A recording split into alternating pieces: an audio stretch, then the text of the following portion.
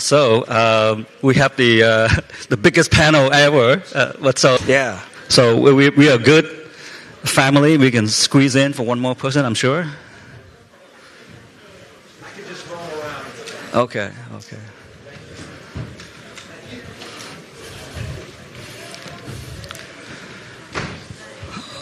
Okay, I think we are going to get started, or else we're going to behind time. But I would like to welcome everyone to our second plenary, which is about ethnic media panel reporting on stories that they have been covering throughout the state. As you can see, we have 10 speakers.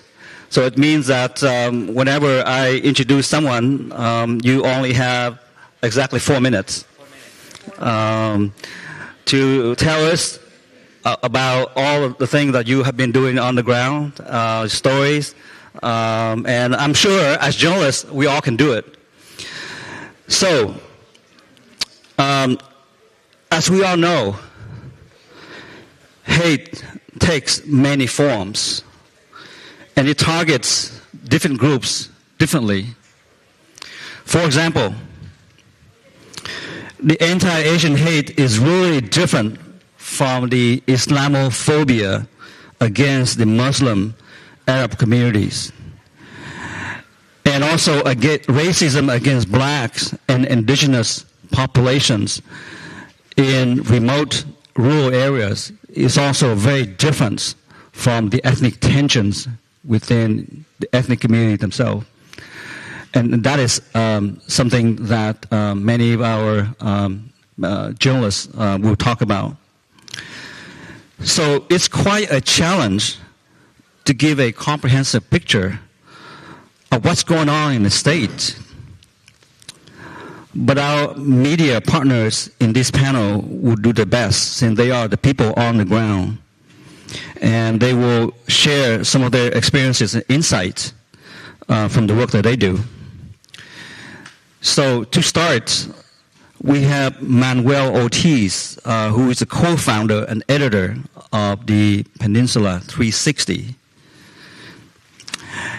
He has been venturing in upstate Northern California with his communication mobile unit, which we'll talk a little bit about, because upper Northern California really is a media desert.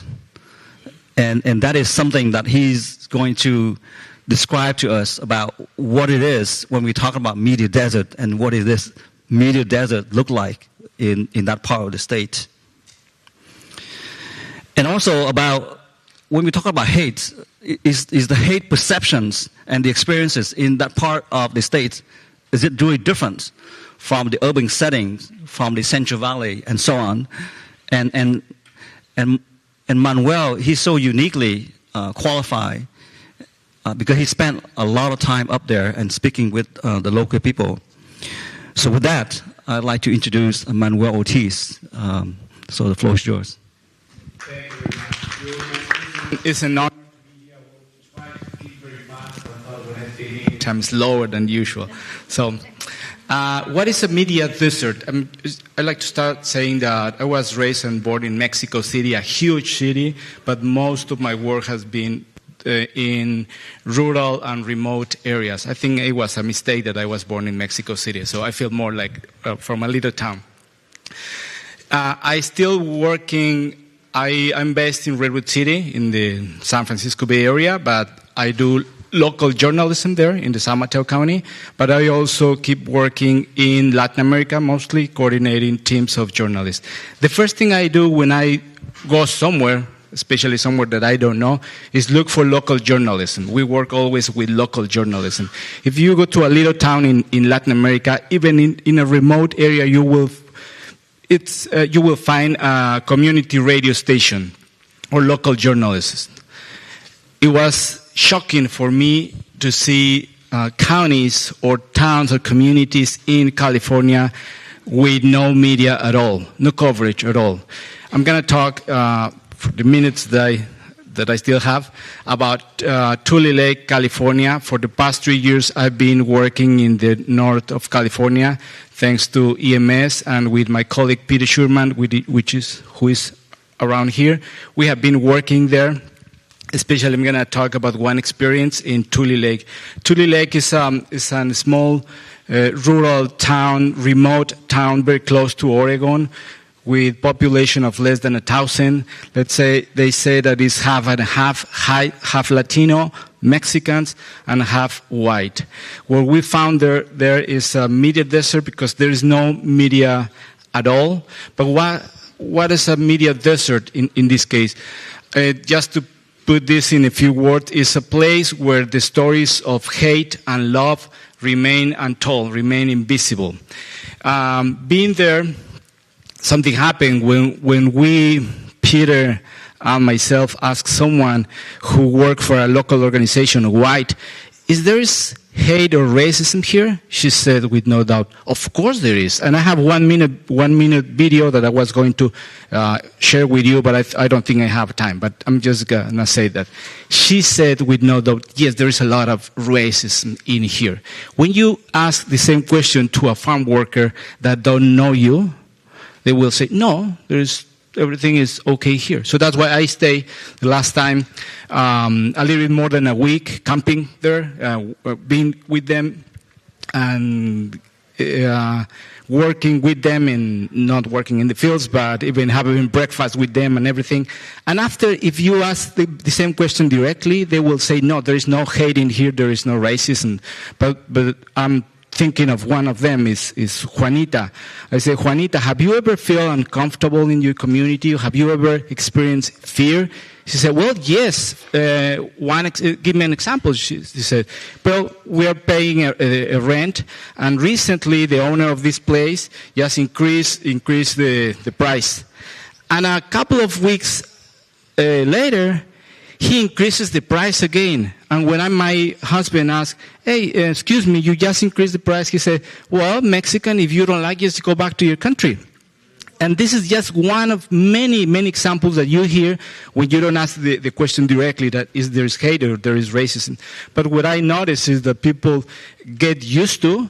And another thing in places like this is people, what they do is just don't go out. They say, what do you do in your free time? There's nothing to do, but also just remain in house to avoid problems, not talking about problems. I had a focus group with about 12 women, local women, and just 2 days later, they were trying to reach me very desperately, and they said, please don't show our names. Please don't talk about these kind of things. One of the things that they talk is about medical services, for example, that they when they go to regular visitings or dentists, sometimes they said that the doctors ask them, oh, where are you from? Oh, Mexico. Oh, that's why. That's why you have a medical. That's why then you are coming here very often. But it actually wasn't often. It's a regular visiting. This is the kind of thing that happen in media deserts.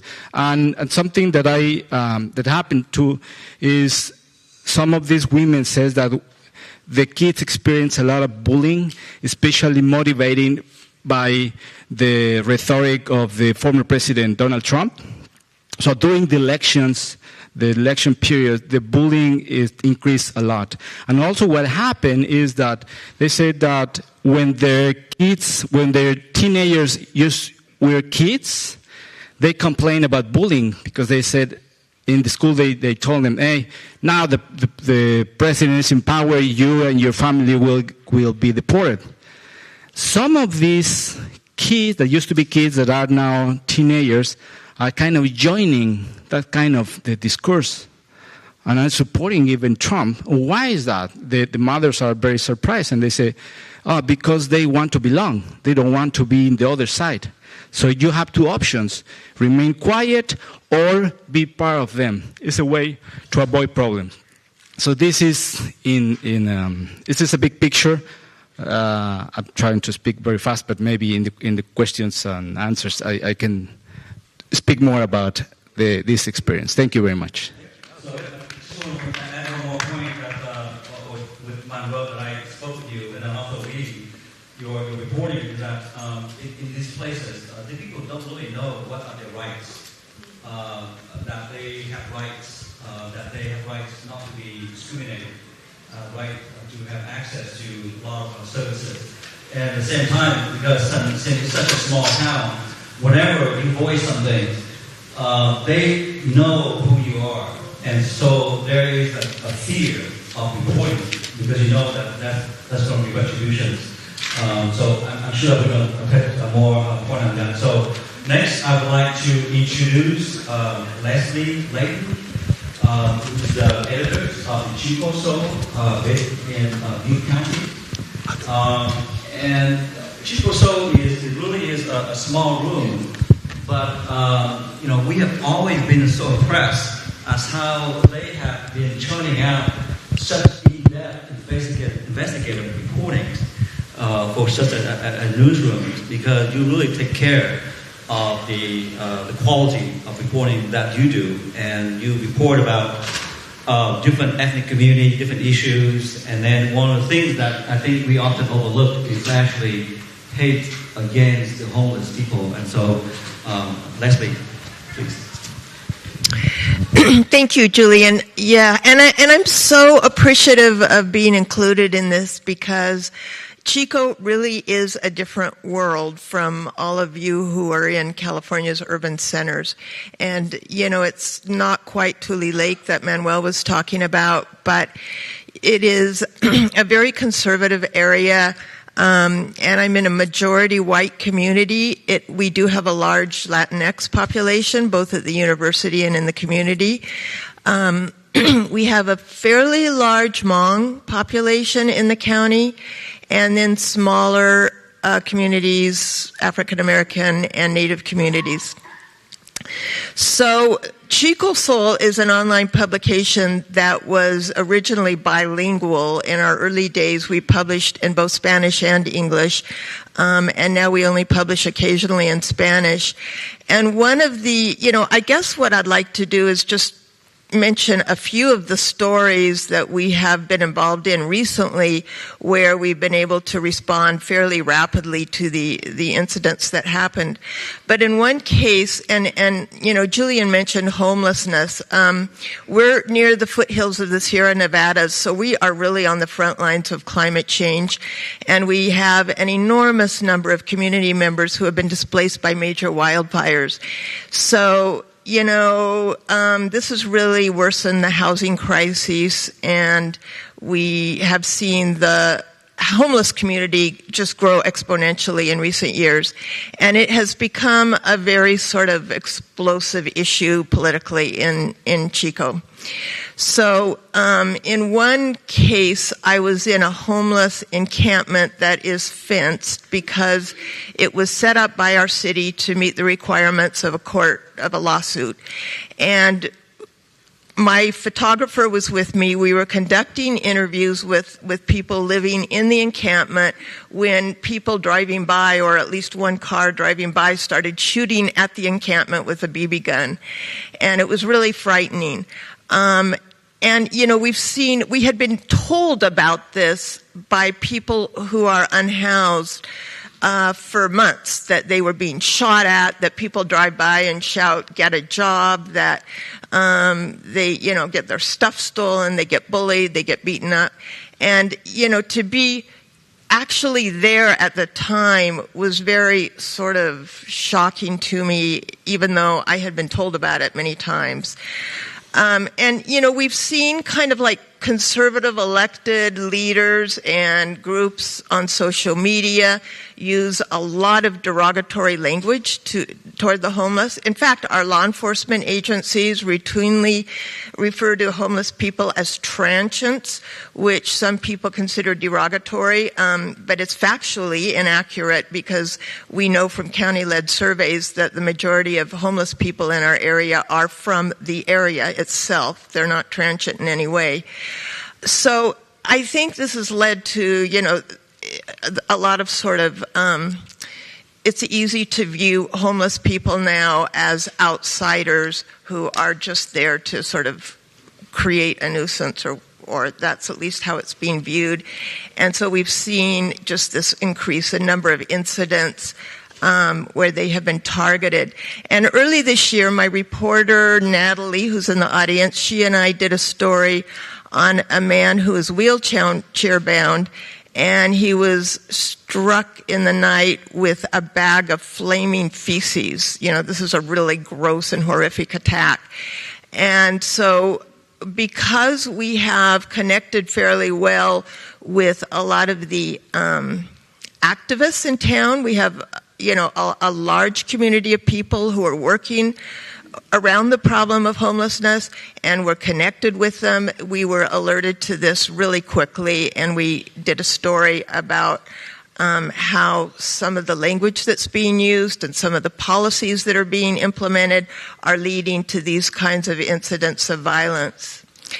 And then I want to just mention another story that we've covered really consistently over the last year has been regarding gender identity, because our school district was targeted with a lawsuit filed by a Chico parent and statewide organizations that would, if they had prevailed, force the school district to out trans kids to their parents.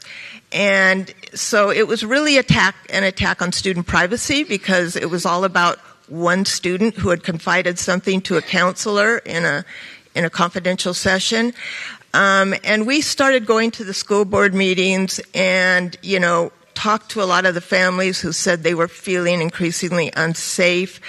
And the school district has gotten enormous support from both the state, I think, Attorney General's office or DOJ, I'm not sure, as well as, you know, school districts all over the West, basically. And so far, the courts have upheld the school district, but you know, it made the whole sort of issue of gender identity very explosive.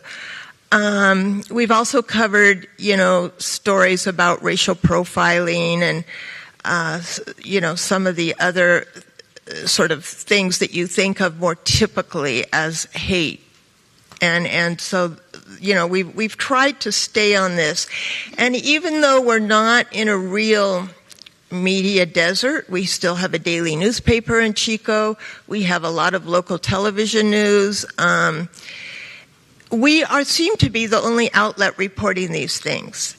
And I guess the last thing I want to say is just that it has felt so important, like one of the most important things we've been able to do as a media outlet in Chico, because I think Sandy said this in the earlier session, but when these things are never reported, they become normalized.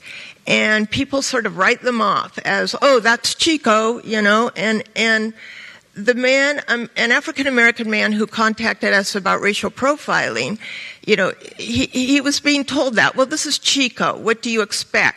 But he came to us, he was willing to be identified, we had a long discussion about the story, we got the police records, and, you know, only by publishing these stories have we been able to stir some kind of community discourse about it and have people come to see that maybe you don't have to tolerate this, that maybe, you know, it is okay to speak out. And so I think I'm supposed to stop talking. So I would just say that besides tracking hate and reporting on hate, Chico also produced inspirational stories, and one of the stories that I read recently is actually about how a pastor of a black church actually has been an organizer of getting activists in the area to come ahead. But next, I would like to introduce Brandon Brooks. And Brandon Brooks is a former editor of the LA Sentinel, who is now with California Black Media. And of course, you're no strangers to reporting hate, not just in the state, but also nationally. And so, could you give us a sense of what's been like reporting about hate issues in Black communities? Thank you. Appreciate it. Brandon Brooks again, working as project manager with California Black Media. As he said, he's the former editor, managing editor with the LA Sentinel and the LA Watts Times. So very pleasure to be here and share a experience, unfortunately, as we heard on the panel or the plenary session before, African Americans lead this statistical category. Another thing that we've learned over the years, unfortunately, too, is underreporting, and that's across the board. So that's a big issue that I think even this campaign is trying to tackle with the expressing of the California versus Hate to give a solution.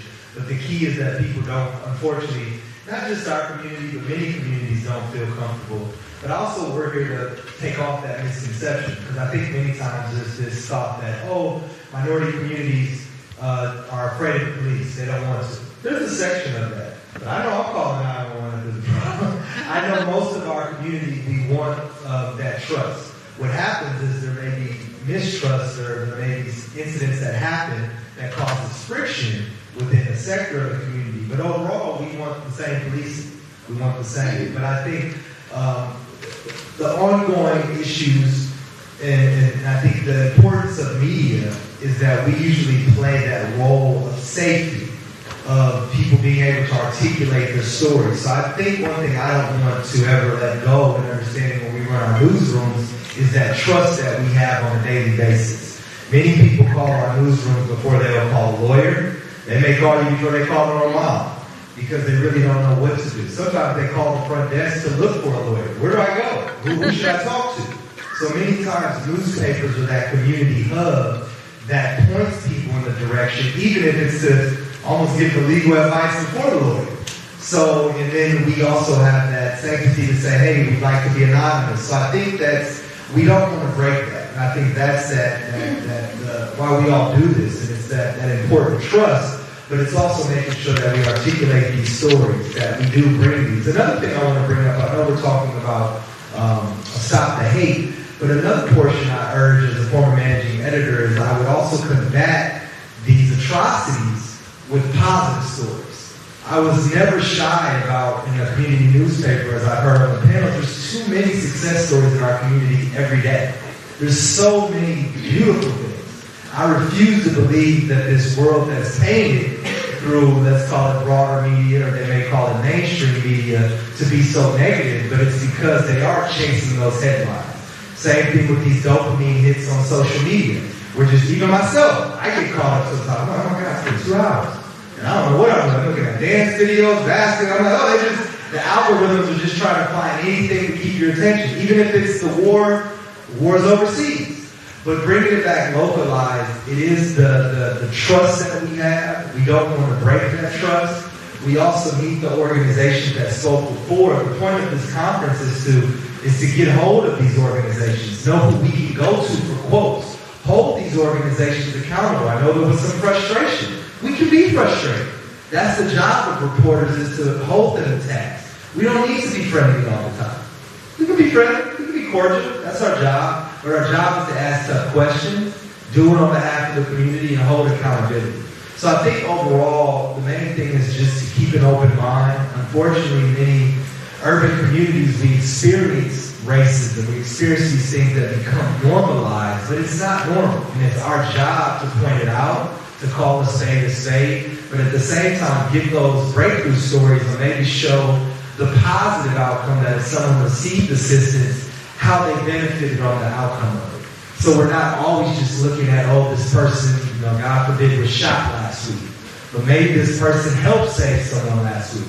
A community award. I think if our community newspapers become more of that reflection of the positivity, along with the truth of the unfortunate negativity, we'll combat that overarching thing of stopping hate. And I love the thing, stop hate, spread love. So we spread love through journalism.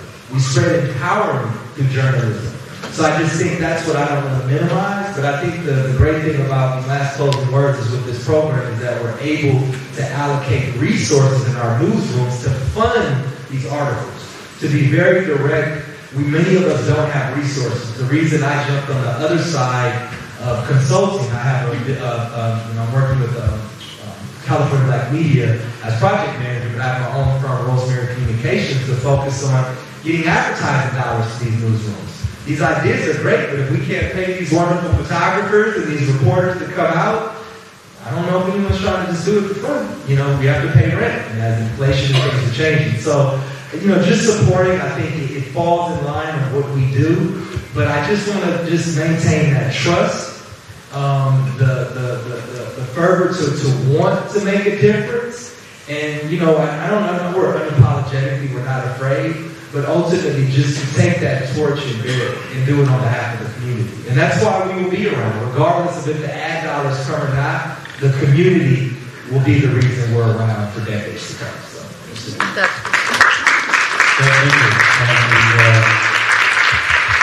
it's so right. Without funding, hate is always to be there, and all of us have been covering hate forever, and will continue to. And alongside of hate is bullying.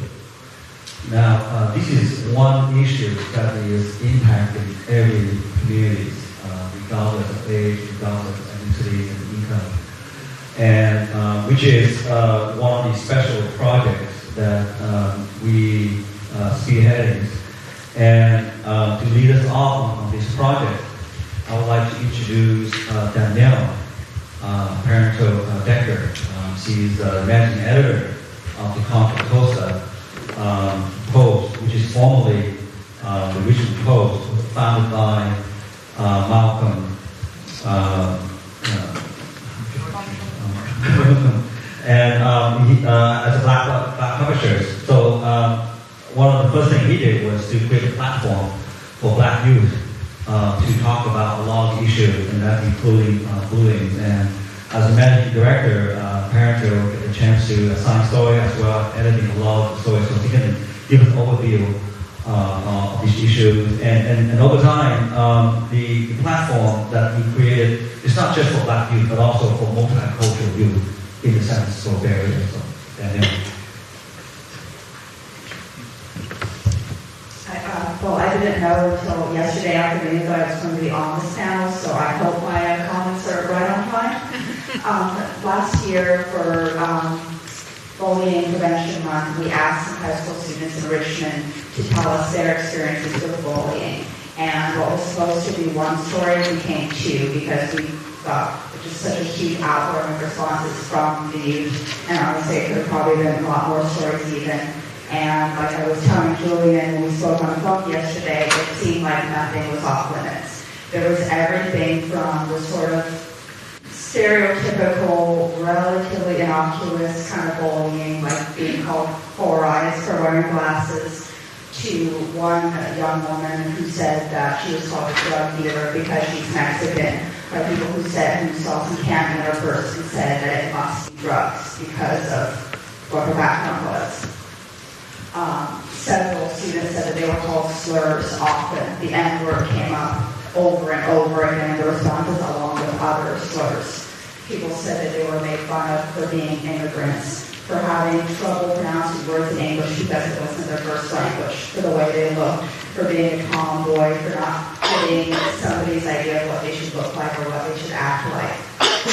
They were called stupid, called all sorts of names, sometimes because of their ethnic background, sometimes just for some little thing that somebody picked out about them and just didn't like and didn't say why.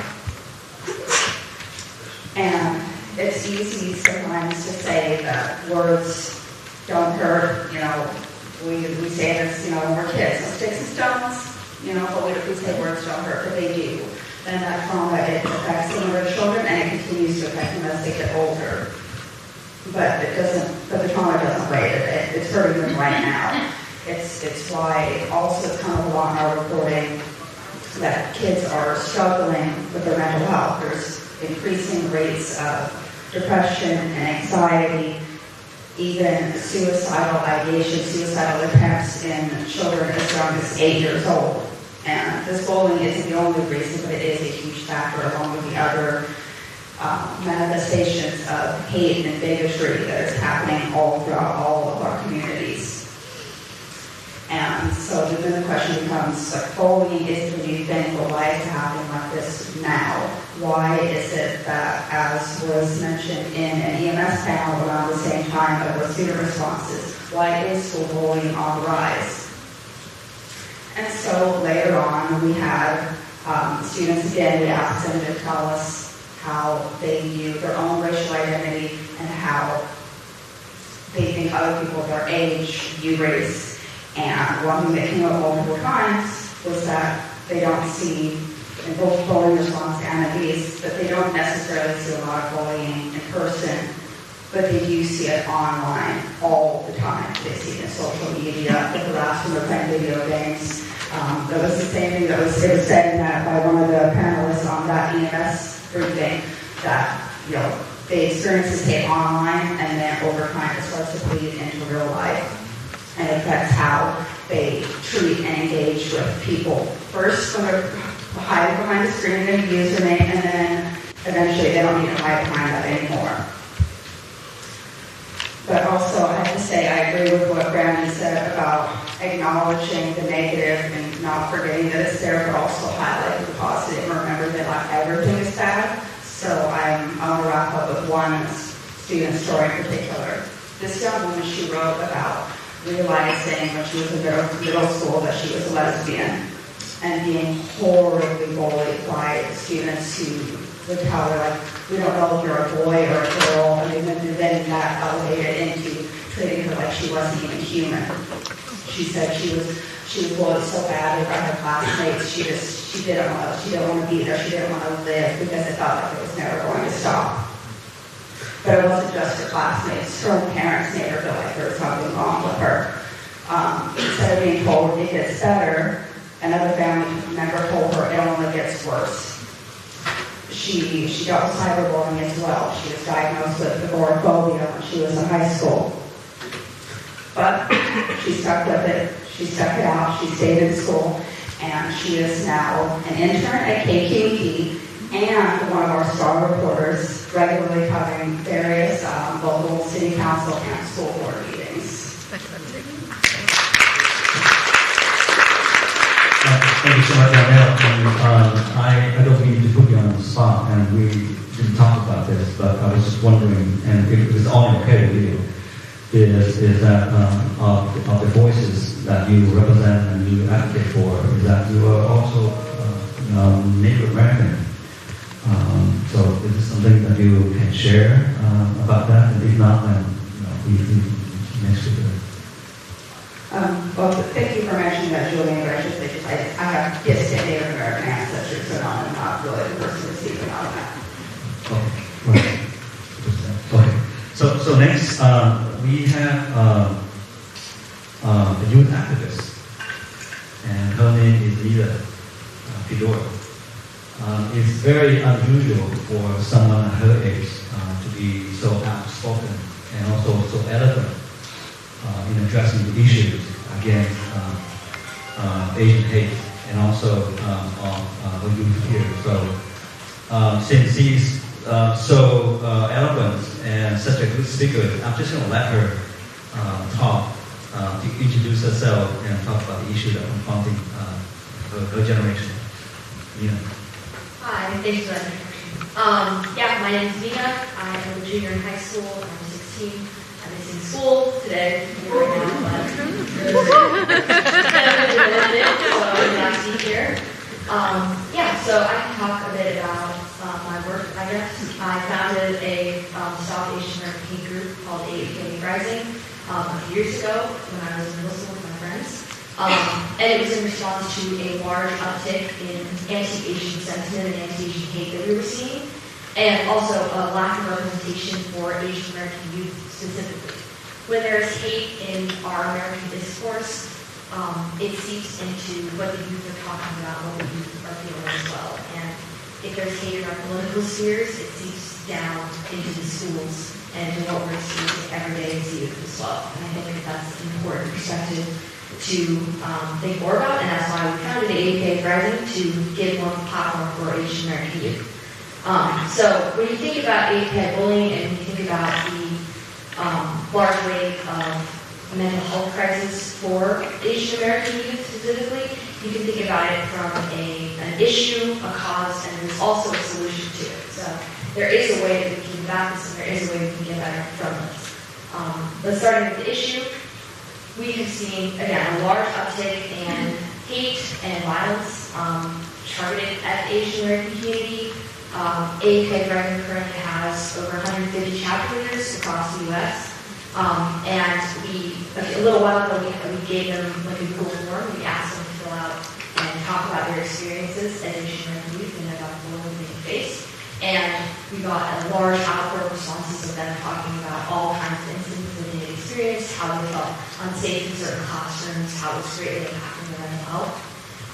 So we definitely witnessed that firsthand, our members speaking out about that. So that's the issue. The cause is a lack of representation for Asian Americans and Asian American youth. It is also a lack of education about Asians in our classrooms.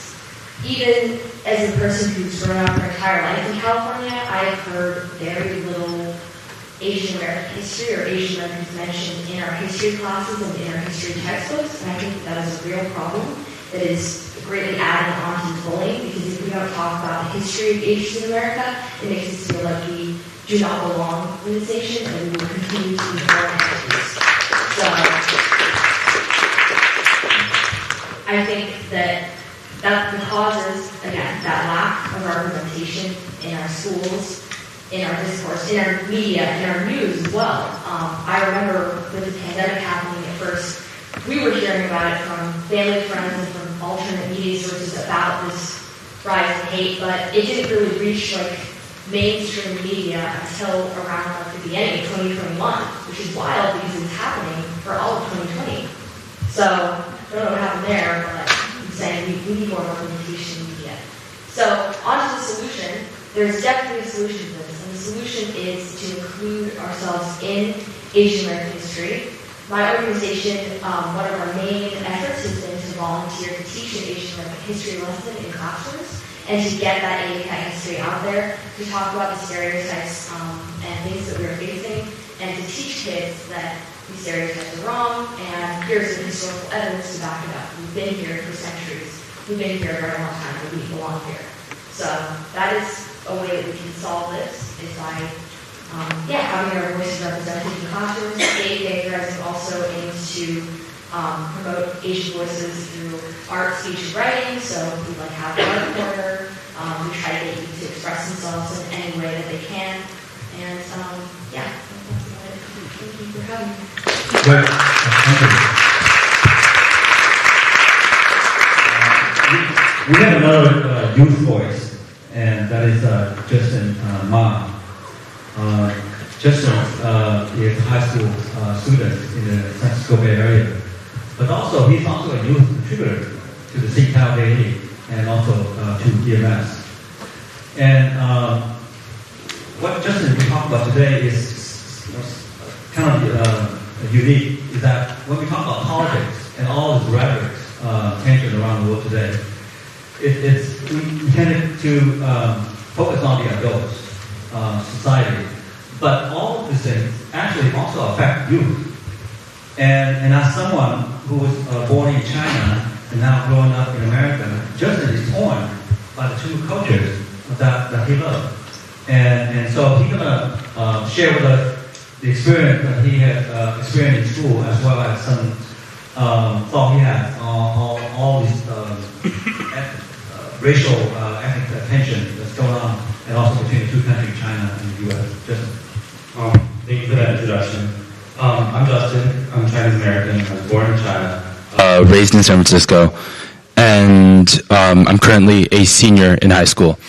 I got involved in Asian American activism in the midst of COVID, and I can remember one memorable story. I was scrolling through a news platform, and I heard about a story of an elderly Asian man in the Anza Vista district in my city that got attacked, and he was killed early in the morning. And my family has never been harmed directly by AAPI hate, but we've still been feeling the repercussions, and stories like these still kind of capture the fear that pervades our community. I live with both of my grandparents, and at the time of COVID, they were both over 80, and they were frankly terrified to go outside, which only exacerbated the issues that we had just being and living with elderly with the elderly during a pandemic. But I think Asian American hate like this, especially against the elderly, only reveals the underlying issues against Asian Americans, even in a city as diverse as San Francisco. Ever since Ed Lee, the former mayor of SF, died in 2017, when I was 10 years old, Asian American representation has been on the decline. So ever since I've been 10, Asian American representation in San Francisco, a city that's over 1/3 Asian American, has been going down. And as of right now, 1 of 12 supervisors on the Board of Supervisors is Asian American. 1 out of 12. And I think that this brings up a lot of questions for AAPI youth specifically. How does the lack of Asian American representation in San Francisco tie back to all these hate crimes?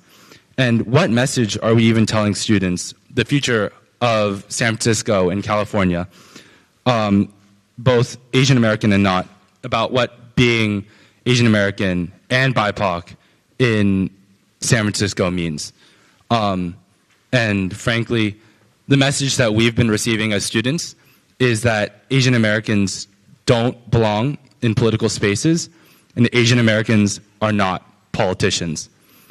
So these are some questions that I've had going into high school, and I've been searching for answers. So I've been interning for the only Asian American supervisor for the last 2 years, and I've been closely involved with a lot of community initiatives regarding voting and getting Asian Americans to go fill out census forms and local voting forms. And I think from those experiences, I've learned that there are current issues that are important, like hate, but also there are underlying issues regarding the future of San Francisco's representation found through students. We want to send messages to students that Asian American voices and all BIPOC voices are valued and can find their place. And I think representation in schools and creating discourse for students is the first place that we can really start building a pipeline and empowering these students to really get their voices heard. So I just want to thank EMS for hosting me and getting to share my experience. Great, thank you. Our next speaker is Jorge Rios. And what's unique is about Jorge, and he's a station manager of Radio Indigenous, which is Mixtecs language, Yuteco language radio in Southern California. And bullying is something that many indigenous people have suffered over the years. And how do you report about bullying to many indigenous students when they are in a place where there's not a whole lot of representations? And Jorge is going to share with us about what's been happening. Jorge. Good afternoon, everyone. Nice to meet you all. And sadly, I could see that we have a lot of things in common. You know, it's sad to see. It's sad to hear that. You know, but you know, I have empathy for all of us.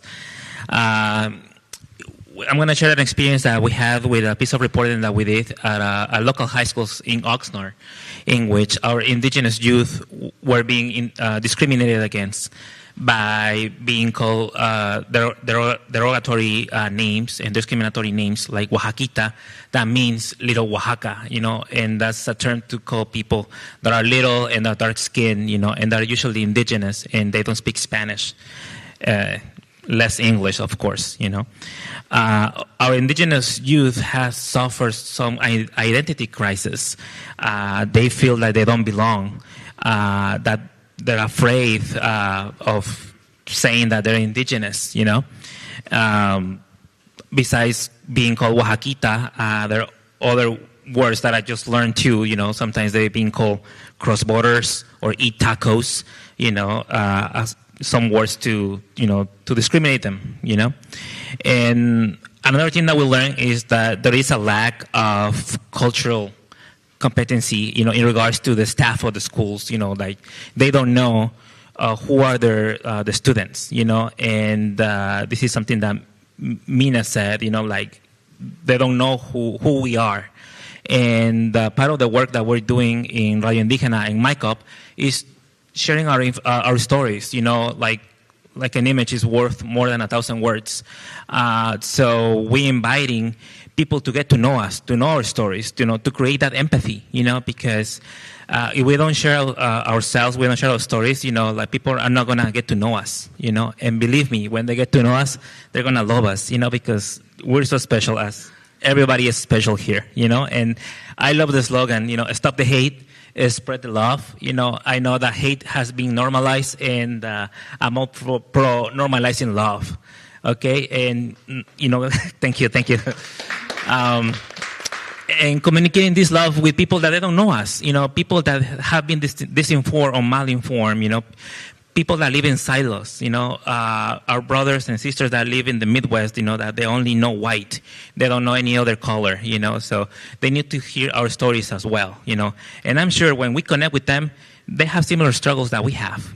But we have let the hate, contaminate, their hearts. Which is very sad. And it's so much difficult to do good. It's so easy to destroy. And it's so hard to build up. But I'm so thankful and blessed to share the panel with these, wonderful people, like these youngsters, incredible. You are doing so much. And I'm really thrilled to keep on working, harder, to do better by my community and all of our communities, because we're California. We are, we're mixed people, We all have so many stories to share, and we all one thing in common, which is to be happy, to be able to thrive, to have a job, to have vacations, We all strive for the same things, So anyway, that's just my part, and we'll talk to you all later. Well, thank you so much. I think you have just given us a new slogan. Let's normalize love. And don't let hate normalize us. So next is we have a focus on the rapid response. So last year, when the Monterey Park mass shooting happened, and then subsequently followed by the Half Moon Bay shootings, the media and many communities affected by the shooting didn't know how to react, and the media didn't know how to able to jump in and provide accurate reporting. So there was a lot of confusion. And so we decided that there has to be some kind of a structure for rapid responding. If something happened, an incident happened, how should the media jump in to report, to provide clarity to the communities? And at the same time, other communities can also join in the coalition to help. So first, I would like to introduce In-song Brian Choi, senior reporter at the Korea Daily. It's been so unfortunate that in the last couple of months, this year, there's been so many incidents. Tragedy happened to the Korean community in LA, and Korea Daily has to really respond to that. And it's not just about reporting. The Daily also contacted and worked with the local authorities and as well as the community organization to provide assistance and services. So talk more about that is Brian. So please. Brian Shaw from Korea Daily. Do you guys fly in like early in the morning? Like I see some of the people kind of look tired, like at 4 in the morning. Koreatown. Wow, people who share the same value with the BTS or New Jeans, even yummy smell of barbecue every night. Come on, but the battle is going on. Junhee Han, Do-young Lee, or even Yong Yang, as you might know the story of the police brutality. Yang Yong got shot 4 times in her parents' own dining room. And I specifically remember his mom at his own son's funeral. She said, "Sonny, I asked for medical service because you're sick, but why you died and got killed by police brutality, and we have your funeral here." Obviously, there were rallies around, in town, out of town. I saw some of the pastors from the central area, and also Jewish people, Latino friends, Chinese, obviously had shootings, Monterey Park, who experienced the same thing. So what we did was we worked on a lot of pieces about the incident and the reason for this. And we decided to ask our own readers about what they think. So we recruited 200 questions from our website, so we can ask this question to the mayor of this great city of Los Angeles. The day came. We narrowed down to 20 questions, and the mayor Bass said, "We will do our best to change the engagement protocol if necessary." And the second thing is, this is a big news for this mental health issue people out there. She said, she will start a research to make sure that it is a circle program. Circle is what they call it, is unarmed officers or mental health agents going out to help out these people out there with bipolars and things. So she will do her best to make sure that the Circle and SMART program will be available 24/7. So I'm just telling you how we handle these things in our newsroom. Things are not done yet, a long way to go, but that's why we have an EMS over here. That's why we need to collaborate, right? Dr. MLK would have said, it takes extra large voice to move a mountain or at least shake a big rock. Would you concur?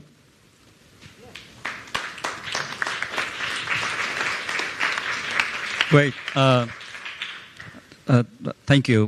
We will give you an award for taking the least time with a great message. So now I would like to introduce Sui Sui A. She's editor of the Myanmar Gazette, which is the only Burmese language news organization in the country, serving a pretty large Burmese populations. And although it's a small newsroom and she's the main reporter, you can count on Sui Sui to go to your events when she thinks that is very important for her community to know, or to support that community in the efforts to combat hate. And so she's known for jumping in the car, go to the event, talk to the victim families. But what's unique about Sui Sui's way of rapid response is that she's also saw that there are so many incidents happening in her community, but they're not reported. And they're not reported because there's so much fear, and people don't have the platform, and it's culturally not so.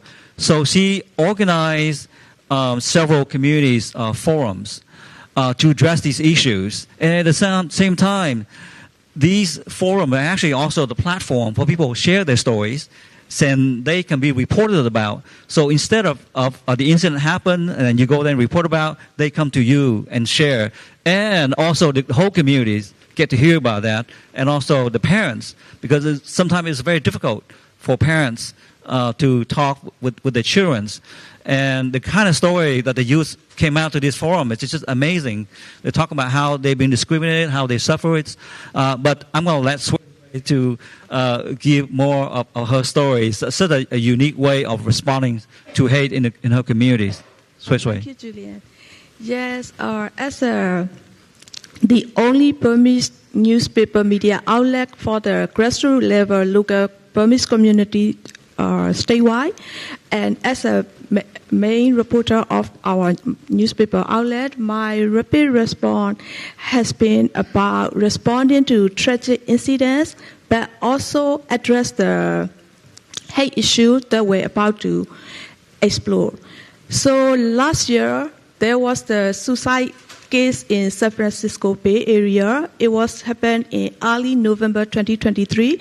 A young Burmese college student, she committed suicide, and then I jumped in a car and drove to San Francisco Bay Area, interviewed with the victim family, and it was the first day of the year, January 1st, 2024.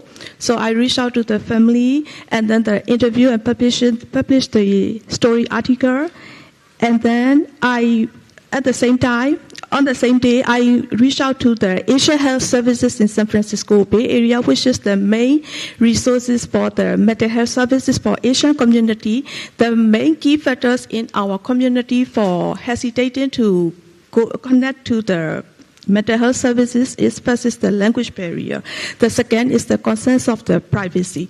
So Asian Health Services, they provide the Burmese language. So at the same time, I published the story, and then I share the resources, not only for the victim family, but also with the community in our community in San Francisco Bay Area. And then suicide issue is, for our young population, not only for Burmese community, but for the Asian community is high risk. So I interview with the San Francisco-based Burmese medical doctor who work for the mental health to get the expert opinion, and then published the interview article for suicide prevention and suicide awareness, especially in the young people.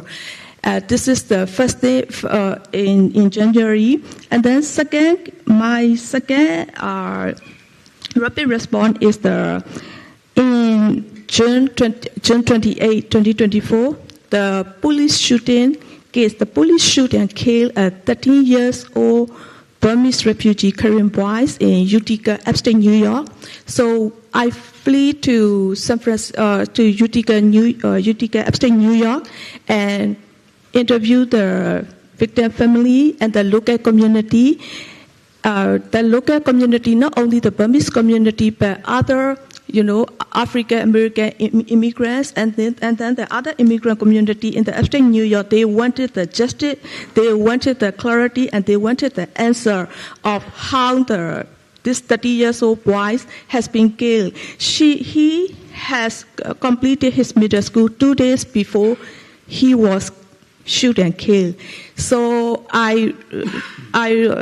this is my second rapid response, because California Burmese community, they stand together with the Utica Burmese community, and they are asking for the justice of the police killing of this 13-year-old boy. So most of the hate incidents in our community mostly not get reported. So we have to deal with the community and then deal with the victim family to make the more stories. So after I worked together, partnership with the ethnic media services for the bullying cases, I organized the event, 11 panelists. All the 11 panelists are the second generation high school student Burmese kids, and then they discuss about the bullying and then the consequences of the bullying, such as the mental health issues, and let the parents to attend the event and learn how their children's feelings, and then because that is very hard to get an open conversation between the parents and then the kids. So 11 panelists, they share their stories and then how they are traumatized because of the bullying, and then they also. Montreal Mayor Thomas will attend the event at the same time, and then the 11 panelists and the community, they discuss not only the monologue, they dialogue each other, and then the community, they make the possible solutions to bring the peace and then how to bring harmonies between the different people. This is it was in April 7 this year, and July 21st this year. LGBTQ issue is also the high risk for the hate. So the special event I organized, because our community is very conservative. Most of our community, they don't accept the, different sexual orientation and different gender identity. But a lot of challenge, I organized the event, and then the Montreal Mayor Thomas Wong, including other 4 LGBTQ individuals, they attend the event, and then the community, finally the community accept us, and then they cooperate at not only Burmese Buddhism, because our Burmese people mostly are the Buddhism, but also the Burmese Muslim, Burmese Christian, and then the Burmese Buddhism representative community leaders attend our event from different generations, and then they share their stories, how they have been discriminated because of their different sexual orientation, and then they share their hate incidents they have experienced for years. The event went very smoothly, and we discussed, with the community leader, answered, they made the questions and then the answer, and finally we can make it successfully. So I will stop. I will end it here because save the time. And thank you so much for Ethnic Media Services and California Black Media for hosting this event, and thank you so much for having me. I'm glad that Sui talked about the LGBTQ community, because that is still a taboo issue in many communities, unfortunately, and that's a good segue to introduce Troy Masters. And Troy is the publisher and editor of the LA Blade, an LGBTQ media based in Los Angeles. And when it comes to rapid response, if there's students being discriminated or harassed or assaulted somewhere in school, he's there. Is there any issues in politics of law against LGBTQ? The LA Blade is also there. But what in particularly unique lately is that he has a special reporting about a group that usually being overlooked, which is the immigrants, LGBTQ. But more on that. So Troy, I'm going to let you to share with us about your reporting. Again, my name is Troy Masters. I'm publisher of the Los Angeles Blade. We're the only LGBT media outlet member of the White House Press Corps, along with the Washington Blade in D.C., and we're the only LGBT newspaper Southern California. So I wanted first, before I start saying whatever I'm going to wind up saying, which I have no idea what that might be, that it strikes me after listening to Mina and Justin and everybody here that everybody's stories are very similar to my own. I have experienced early life community trauma, which activated who I became, both as a business person and a journalist. And I think at the foundational level, all of us are here for the same exact trauma response. And that's what journalism sometimes is. We love our communities, we love ourselves, we love our identities, and we explore that and protect it. So I want to thank you guys. That was really beautiful. And I really appreciate you both. I mean, just really striking.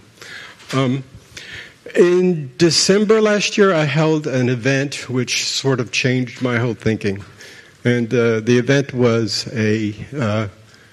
based on the information that I had obtained from University of Southern California. Well, UCLA's Williams Institute did a study, and they found that there were 300,000 LGBT immigrants in Southern California with various levels of protection. They were either undocumented, which was most of them. They were trans, which was a very large percentage of them. And they were asylum seekers. And of course, if you add the DACA recipients on top of that, I mean, the numbers are off the charts. But the 300,000 number really struck me as that's a community of people who don't have family. So I held a community holiday party for them, and some of you came to it. And it was a really special and powerful event. But I realized that the paper has to do more to serve those communities, because we all have to do more to serve those communities, because being an asylum seeker or being an undocumented person in this country is a nightmare. There's two tiers of justice. And there's an inability of a person in immigration crisis to reach out to police, to report their problems, to just logically not fall into poverty and homelessness.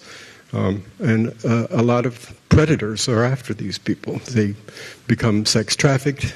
They, you know the stories. So, but I think what I wanted to say is with LGBT demographics, with the statistics that are currently in my head about what the past 2021, 22, I know that the largest percentage of people in the community in Los Angeles who are LGBT who reported hate crimes against them are mostly gay men, surprisingly.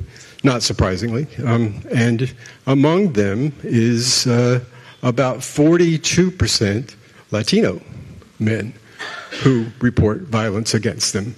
And even worse is that although they're only like 10% of the entire community of LGBT Los Angeles, something like 32, I think, percent.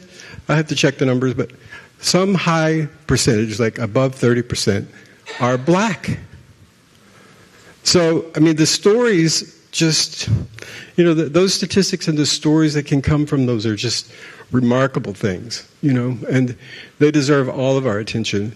And we all have our communities. We can all find these statistics out about each of our communities.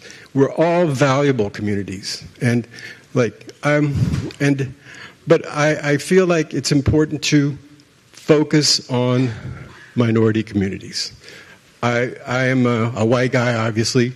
I've spent my entire 35 plus years in the LGBT press, and it's always been white. I'm ashamed of that. I want to change that. And right now we're working with Calo News, which is a Latinx publication group in Los Angeles, to have more diverse staff. We're going to be focusing more on brown and black people, and it's my commitment at the end of my career. So, great. Thank you so much. So, how do you cover the state of California? Is by having 10 panelists, speakers, and so unfortunately, we also come to the end of the hour. But if anyone has any burning questions, maybe we can entertain one or two. Is that okay? Can I add one thing? Yes, please. Microphone. I want to add one little thing. I have been so in awe of what California did with the California Library Grant. But now I'm a little bit ashamed. They should not have let it collapse. The funding for that should be continued. And I know I'm speaking completely out of school, but if you're a publisher in this audience, you know what I'm talking about. It was essential funding, and we really have to find a way to replace that or to get the legislature to restore it. Totally in agreement. Well said, yes. This is the point of these three sessions, to set the groundwork for a major united push with the support of state agencies, community-based organizations, and ethnic media, a giant push to get the Stop the Hate funding for ethnic media reinstated as a permanent part, and if you think about it, an absolutely critical public health investment. So that is, all of these conversations over the last 2 hours are aimed at creating a foundation, a common ground, so that we know each other, we know what each other's concerns are, we know the stories we've produced, and we know the leaders in the nonprofit sector that are willing to go back and fight for making this long-term.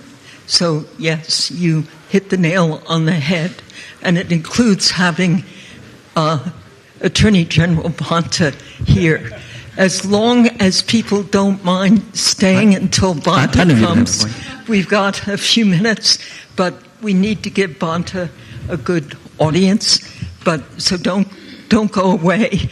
But just realize we're at the ground level of becoming a united push, a united strategic push for this. And before I let everyone go, it's always important to end with a solution. And part of this campaign, we've all been, many of us organizations have been part of promoting California vs. Hate.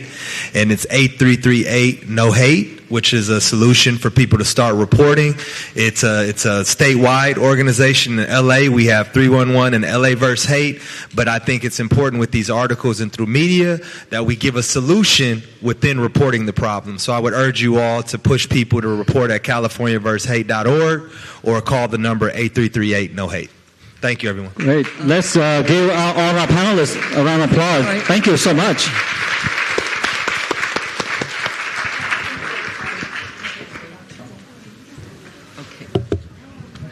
Julian, you did a great job. Amazing.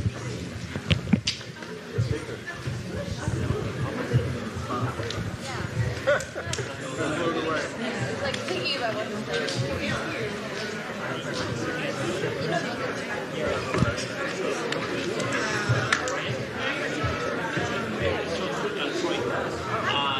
I'm sure we have a story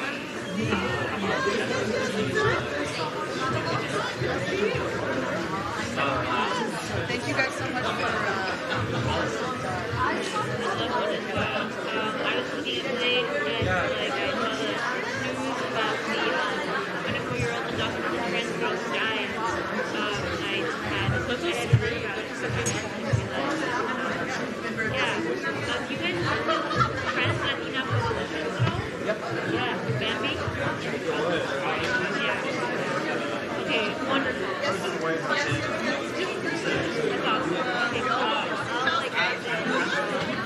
Thank you. I had no idea.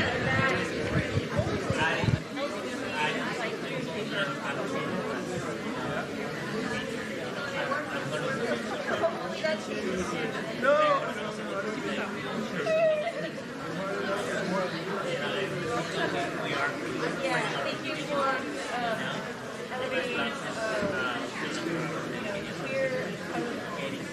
color.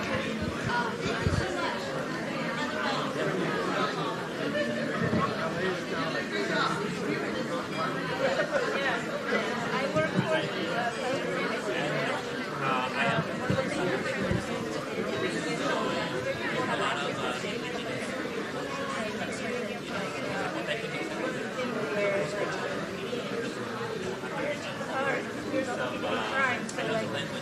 like you don't want like especially if you're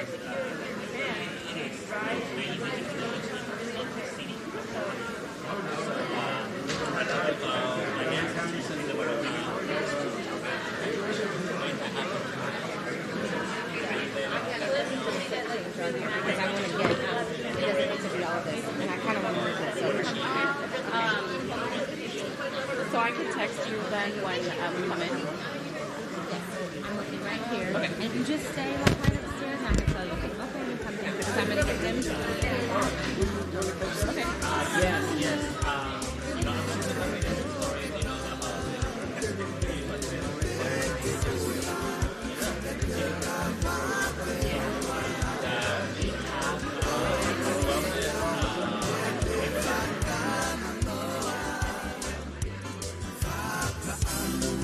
Ai toke lau ke tong ke pota kala i lo tonu ku alofa.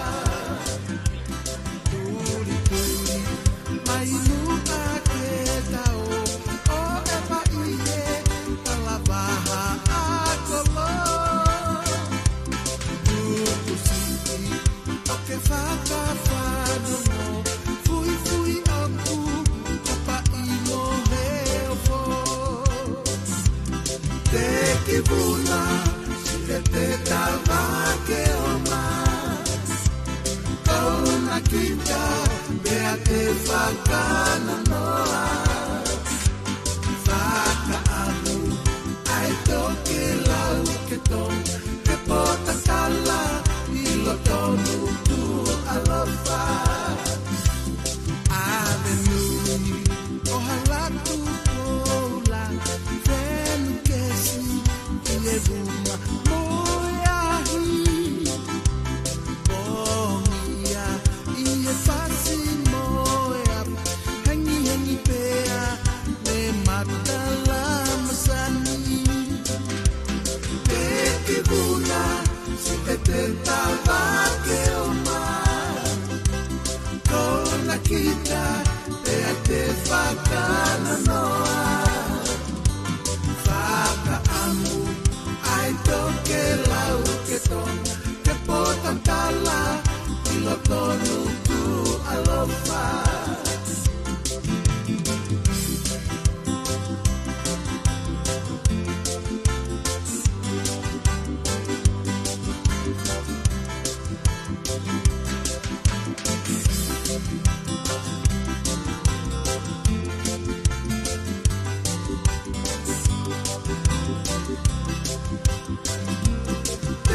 Kibuna si ete tava ke oma Kauna kita te ate whakana noa Whakaamu ai toke lau ke tonu Ke pota kala I lo tonu ku alofa Tuli tuli mai mua ke tau O ewa iye Baha akolo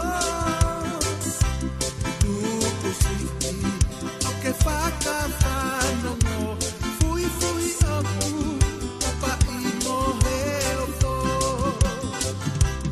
Te kibuna Si ete tava ke oma Kona kita Te ate whakana noa Whakaamu Ai toke lau ke tonu Ke pota tala I lo tonu ku alofa Ave nui O halatu poula Venu kesi Ie vunga moea I Bongia Ie fasi moea Hengi hengi pea Me matala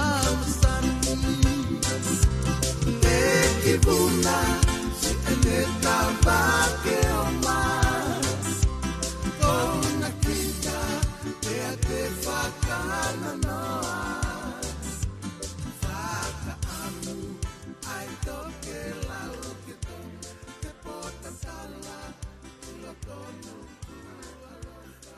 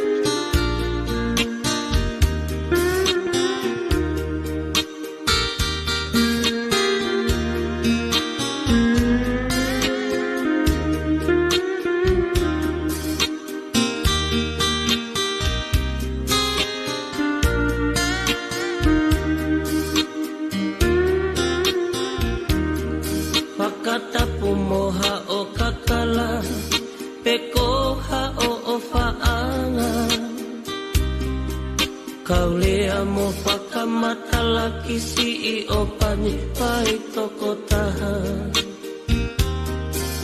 Auhia ai ki iwakani whakaamu pe ke ke o ti mai Ho Hoki I mali mali mai kai pope ke umate ai Ta ahi nele a mai pe te ke tali nai ape Te ke tali nai ape ta ahi ne asi e kukole Te iha pahinga tai mi pe Te ke lohi mai ai Te lau te koha koula Ua foa ki mei he langi E mate pai mo ke hau O si I ave ai au He kuo ta e tau Pe ato e hala mo si e kumau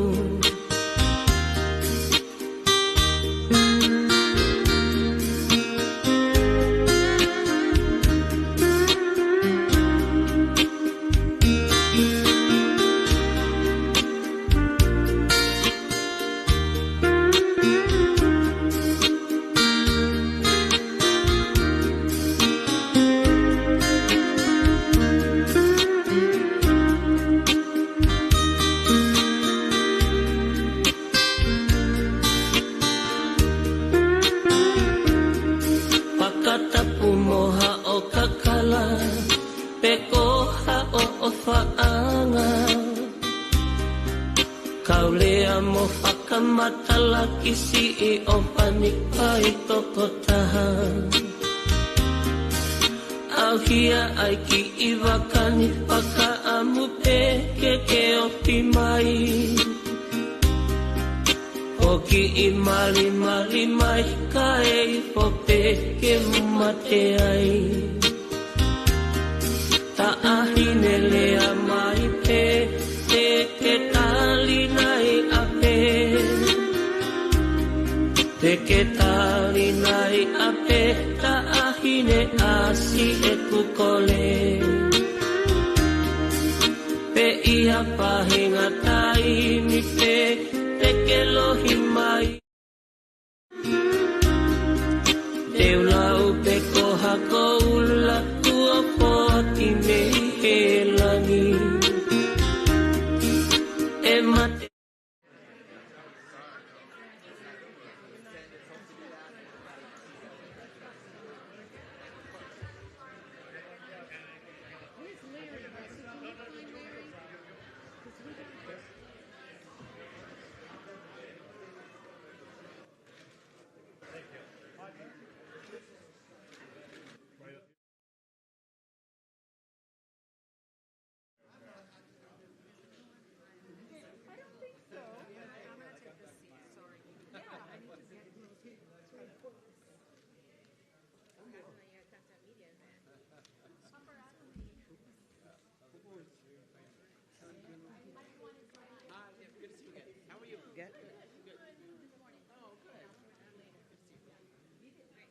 Hello, everybody. Hello, everybody. We're going to get ready to get started. Oh, perfect.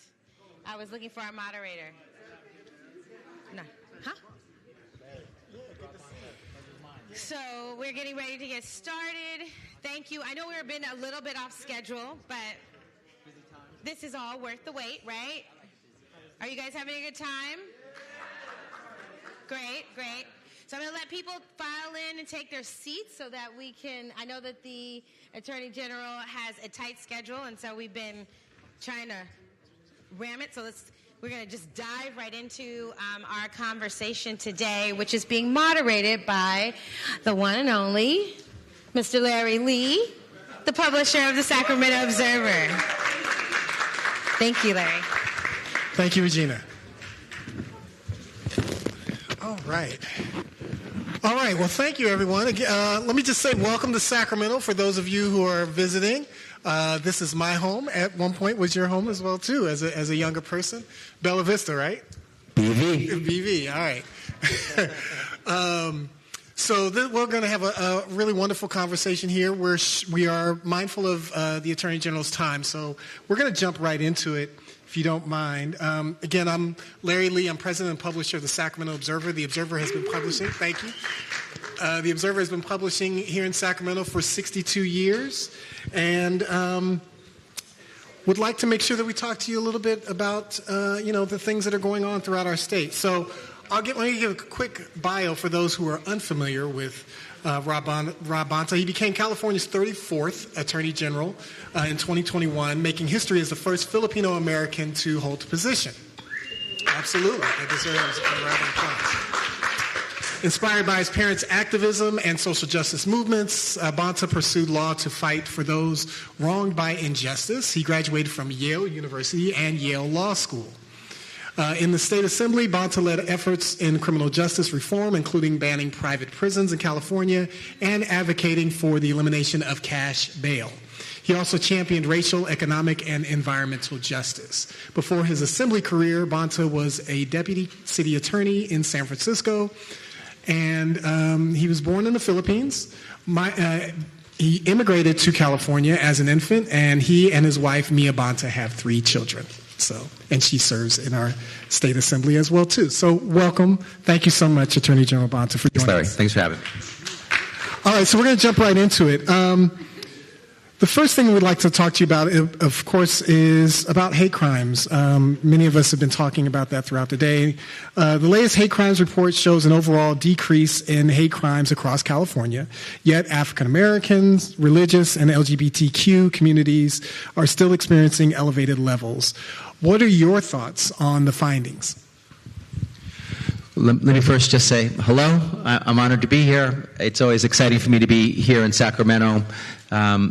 In this role as someone who grew up nearby, I went to public schools here. I went to Pershing Elementary School and Winston Churchill Middle School and Bella Vista High School. My parents worked for the state of California, and I used to, they would take me to work sometimes, and I'd look at the Capitol and wonder who was inside and how they got there, and I didn't see anyone who looked like me. So to be in this role today is an honor and a privilege, and I'm excited to join you for our conversation. Thank you. Hate crimes. Obviously, to have the number of hate crimes and the rate of hate crimes go down year over year, even if it's by single digits, is good. Any decrease in hate crimes, any lowering of hate crimes is a positive, but it doesn't tell the full story, doesn't give the full picture. We need to look at different segments and different groups, and some are having different experiences. For some, including our LGBTQ plus community, our Muslim community, our Jewish American community, hate crimes went up year after year, and that is from historic highs. So that does not paint the picture that we want. And of course, for African Americans, the had long been, year after year, the largest number of hate crimes, whether they go up or down, just in raw numbers of total incidents, almost always the most, by a lot. And that's not acceptable either. You know, our goal is to have no hate crimes. In California, we believe that everyone belongs. No one should be targeted, attacked, hurt, or harmed because of who they are, where they're from, how they look, who they love, how they pray. And hate crimes are a way at getting a snapshot in time of where we are, where we're moving vis-a-vis the year before, and some signs of progress, but still too much tragedy in those statistics. So we have more work to do. The collective we, everybody here, everyday people, nonprofits, advocates and activists and community leaders, government, of course, has a role. And in California, we want to be that beacon of hope and that blueprint for what can be. And we have work to do when it comes to hate crimes. And in particular, is there anything in particular your office is doing to help really kind of address some of those things that you want to make sure we know about? And thank you for that follow-up question. When I was appointed in March of 2021 and then sworn in April 2021, it was the height of hate crimes for some groups in our state, in our nation, including the API community. Hate crimes against African Americans continued to be at unacceptable levels. And so one of the first things I did, I think I did it in my first or my second day, was we launched our Racial Justice Bureau to call out racial injustice in California, to plant a flag and say we will not tolerate it, we will fight against hate groups and hate incidents and hate crimes. And we also wanted to turn that into more specific actions. We launched a series of roundtables with big city mayors and community leaders in those cities. We went up and down the state talking about what's working in your community, what the challenges are, how can we scale the things that are working, what do you need to be more successful in combating hate incidents and hate crimes. We encourage prosecutors to have a hate crime unit that works with community members and impacted communities and provides support and healing to victims, and will bring hate crime charges when the very difficult to prove hate crime elements are present. And we also created our community awareness response and engagement team, a outward-facing team for the first time created in our office that works with communities and for communities, is at circles and at tables with community leaders talking about challenges and problems and pathways forward. So we launched quite a few initiatives. We also provided guidance to law enforcement on how to identify and investigate hate crimes. Sometimes the underlying crime is identified, but not the hate part. Sometimes it's swept under the rug or not seen or not prioritized, and we wanted folks to see that part of crimes as well. So a lot of different ways to get at it. There's no single cure-all, no panacea. It's a collective approach, many actions, all of which make progress together, really making a dent in hate crimes in California. Gotcha. And I do want to move on, but I do want to ask one other question. Since we're sitting in a room of ethnic media publishers throughout the state of California, what can we do, and how can your office work with these outlets throughout the state to kind of help that fight?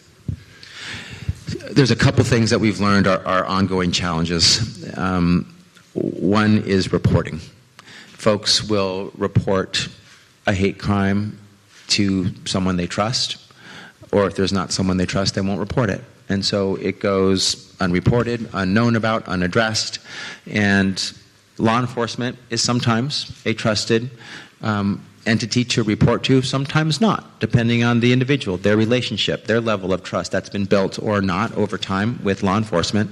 Nonprofits have built and earned trust over long periods of time. Many of you in this room with your audiences and those who follow you have built trust. So providing information on where people can reach out for resources to report crimes, to get support, to get follow-up on potential prosecution, but also on healing, where victims can find support that's culturally competent, that's trauma-informed. So resources.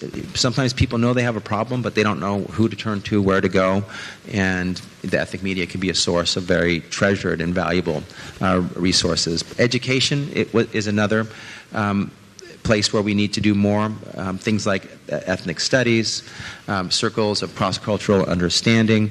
We've seen progression where a hate incident, which is an act which is not criminal but has hate embedded in it, can, if not addressed, can grow to actually be a hate crime. And so we want to address through education hate incidents before they become hate crimes and provide intervention at that level. That's another place where the resources can be shared through the ethnic media. Gotcha. All right, thank you.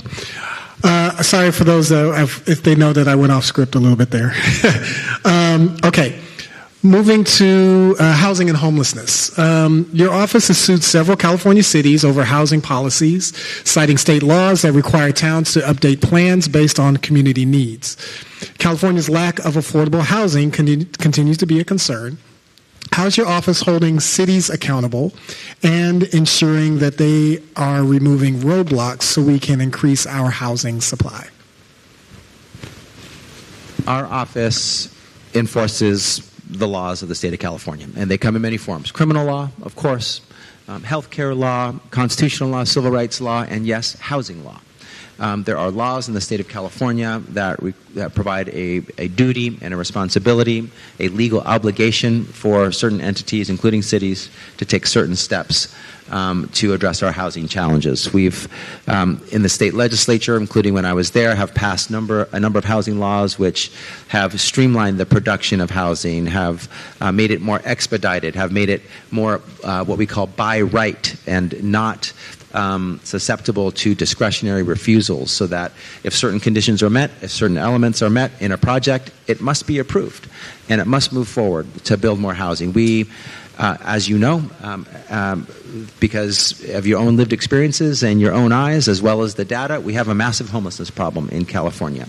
It is there are multiple parts of the solution. We need to produce more housing. We need to protect tenants. We need to preserve existing affordable housing stock. And we are focused on what cities can be doing, should be doing, and are not doing when it comes to their legal obligation to build. We have some cities that, in the name of local control, are breaking the law.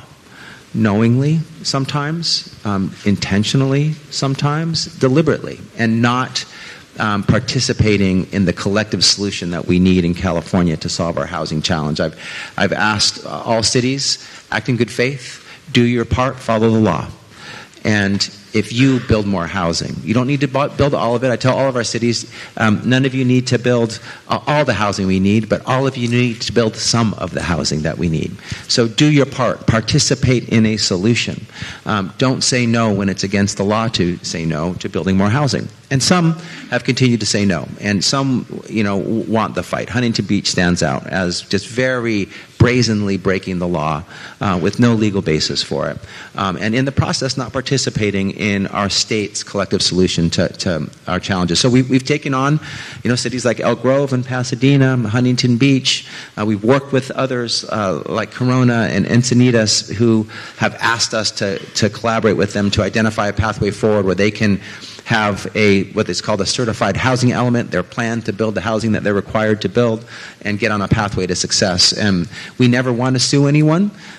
We want the housing to be built. We'll work with you. We'll provide you guidance. We'll provide you legal insight for how to follow the law. But if you refuse, just like any laws that are broken in California, we will enforce the law. So we've done that with some cities, and we believe it's been effective. We know that city councils from the dais have talked about their legal obligation to follow the law when it comes to housing, and that they don't want the Attorney General's office to sue them.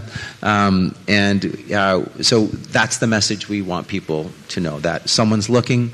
You should follow the law on your own accord, but if not, we will enforce it as necessary, because we need to build more housing. We need 2 to 3 million more housing units by 2030. And that means everyone's got to participate. We've got to have a greater sense of urgency, and folks need to lean in and build more housing. If there was if you had a magic wand and you knew that what resources that were needed to address the homelessness issue, where would you point it? What do you think you would do for it? The homelessness issue is multifaceted. It's not just building more homes. You need wraparound services for underlying root causes that have helped lead folks to be homeless. Things like mental illness or drug addiction are part of the holistic set of services that are needed for some people. What we need is individualized support for folks who are homeless. They need to have some sort of transitionary housing, a place with dignity that they can call their own, even if it's a small home, but with a lock or a room that's theirs, and the surrounding supports that can help them get back on their feet. Hopefully, on the way towards having a job, being a productive member of society, and that will take time. But it's not one size fits all. That would be a mistake from a policy perspective. It's unique, narrowly and carefully tailored solutions for each individual, each of whom has somewhat different circumstances, but they are commonalities. There are themes. the governors and the peoples, because the people of California voted on it, Proposition 1, which provided more residential care facilities for mental illness and for drug addiction, is going to be very helpful to providing places where folks who are homeless and need those services can find those services. So full wraparound services with a whole continuum of housing from transitional to permanent. Gotcha. Going off script a little bit too again. What role does your office play related to like the fentanyl crisis that is impacting California? Can you share with us a little bit about? Absolutely. We're directly involved. We're squarely addressing our fentanyl crisis. Our top priority is public safety. I've said before, and I'll say it again, public safety is job number 1, number 2, number 3. And we're taking on all sorts of challenges to public safety, including illegal guns, trafficking of guns, of drugs, of people, tragically and unfortunately. We're taking on organized retail crime, hate crimes, human trafficking, and we're taking on fentanyl. Part of successfully addressing fentanyl is understanding how fentanyl is moving into our state and being distributed throughout our state. And what our intel has told us is raw materials are coming over to North America, largely from China, and pills are being pressed, made, manufactured in Mexico, and then fentanyl is coming up through our southern border, and then through the major arteries, I-5, 99, and then moved into neighborhoods. And so the higher upstream we can stop fentanyl from coming into our state at the border before it comes across the border, or on the interstates before it can come into neighborhoods, the better. And we've made major busts along with our law enforcement partners at the border, on the highways, in communities, and so that's sort of the public safety side of it, doing surveillance, sophisticated investigative techniques, identifying organized criminal groups who are trafficking, dismantling those organized groups, holding them accountable. That's the public safety side. There's also a whole public health side, and we need to do both. Fentanyl is not just a public safety issue, it's also a public health issue. Education is important. The idea that one pill can kill, that fentanyl is laced into otherwise innocent-seeming drugs, and you need to be careful about what you put in your body and where you get it, making sure that we have treatments for when people overdose available in schools and offices and neighborhoods, and making sure that folks are getting treatment as appropriate for addiction. So a lot of different angles, just like homelessness, but important to pursue all of them in order to make the progress that we need and that we deserve. Sure, absolutely. So your office wears a lot of hats. Most recently, the monopoly verdict involving Google has significant implications for the tech industry. What does this decision mean for California, particularly for small businesses and consumers, from your perspective? It's a reaffirmation of our nation and our state's commitment to competition, to innovation, to the belief that someone with a dream, a startup, a doer, can invent something and have a fair shot at being successful based on the merits, and that they can compete based on the merits, and that they won't be squashed and stepped on just because they're small, even if their idea is competitive or better than the existing products. We've been aggressive when it comes to antitrust cases and anti-competitive behavior. We believe that competition is key to quality, to access, to pricing, and we will continue to enforce those laws as appropriate based on the law, based on the facts. We are pro-business and we're pro-law. We believe that our businesses can be extremely and wildly successful within the bounds of the existing law without engaging in anti-competitive conduct. And so we are demanding that our businesses, when they cross the line, come back within the bounds of our anti-competition and antitrust law, and follow the law as appropriate. And the Google verdict on search engine and their monopoly on search is one proof point of our ongoing activity. And we do this with partners, multiple states, bipartisan, by the way, anti-competition actions and antitrust cases are largely bipartisan, with Republicans and Democrats working together and federal and state working together as well, because in the end this is a competitive marketplace, is good for small businesses to be able to enter that marketplace, and good for consumers for their quality and for their pricing and for their access. So how do you think it's going to impact, let's go through a few different areas, small businesses in particular in California. How do you think the ruling and the effort is going to impact small businesses? Well, just like any monopoly, if there is a breakup of the monopoly, if the monopoly ceases to exist, it opens up a whole market that was dominated by and occupied by one player and one player only, and it allows for new entrants to the marketplace. And there, because it was a monopoly, there are likely those who have a good product already, it's developed, but they just haven't been able to get market share because of the monopolistic conduct of the monopolist. So, and it will open up competition and then provide for consumers more choice. So, enforcing antitrust law is pro-business in that it re-anchors the marketplace to the existing laws of fairness and open competition, and allows different players to participate who were artificially and wrongly being kept out of that marketplace. Gotcha. Do you think it will have an impact on kind of social media regulation or anything like that? I mean, there will be different, because there was just one essentially search engine that monopolized, there's only one thing that we know. So there could be new innovations. There could be, new approaches and new elements to what search can be like.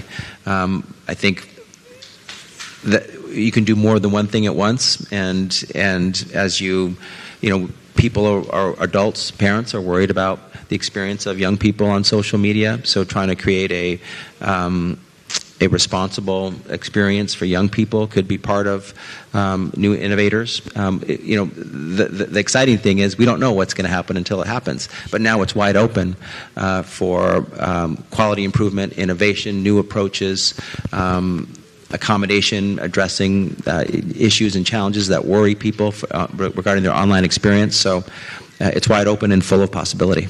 Gotcha. Okay. How can the public, how can our media outlets really engage with you and your office to stay informed about so many of these issues? What do you think? So I've been in government for some time. Since 2007, I've been in elected office, had the honor and the pleasure to do that. Started on a healthcare district board, city council, state legislature, now AG. And one of the things that has been a through line of my experience in government is I always want, through my actions and my team's actions, to earn the trust of the people. I want people to believe and know that their government works for them, because when they interact with me and my team in my office, it works for them. And you have to show it with action. And part of that is being open, transparent, responsive. So one of the things we do to inform people about what we're doing is we send out a newsletter, electronic newsletter every week to millions of Californians, informing you, Californians, my bosses, who I work for at the pleasure of, and who can make a different decision on who they want to be their AG if they're not happy with me, to tell you what I'm doing. We tell them about the latest antitrust work, or public safety work, or healthcare, civil rights, constitutional rights, housing, work on abortion access, or gun safety. We tell people every week.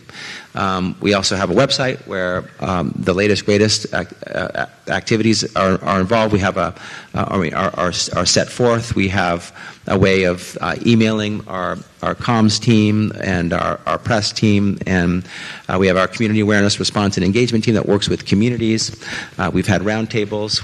We like to do Zooms and press conferences with folks who want to access us and partner and collaborate with us. So multiple touch points to work with us, and we're always trying to be as accessible and open as possible. Gotcha. So sign up for the newsletter. Like many of our newspapers are signing up for newsletters. Okay, I think we're coming close on time. Okay, so as we wrap, what is a message that you want to share? You've got media outlets addressing lots of underserved communities here. What is a message that you and your office want to share with California's ethnic communities that might not be getting shared right now and that you want to make sure that you highlight to our audiences?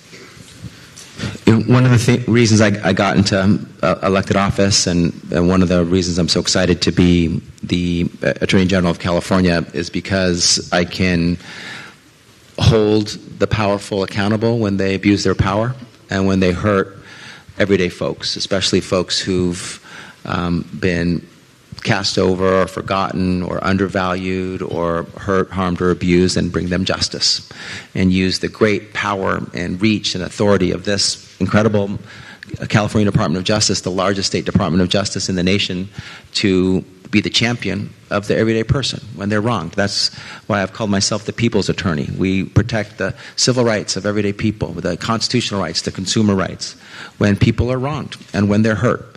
And so that has always been my goal. That is what I believe is my role, and it includes unlimited numbers of policy areas, right? From healthcare to public safety to civil rights to environmental and climate issues, workers' rights. But the through line is the same. We're fighting for everyday Californians when they're wronged. We're standing with you, making Californians' fights our fights, and bringing our authority and resources to bear to make Californians' lives better. I believe that society should be judged based on how we treat our most vulnerable, our seniors, our children, our sick, our poor. And I believe that the California dream and the American dream is available to everyone. And we need to protect that and defend that. And I believe that is a central role of our office. All right. Well, I think with that, we will call it a close. Thank you, everyone. Let's give Attorney General Rob Motto a round of applause, please. Thank you. Thank you, Larry.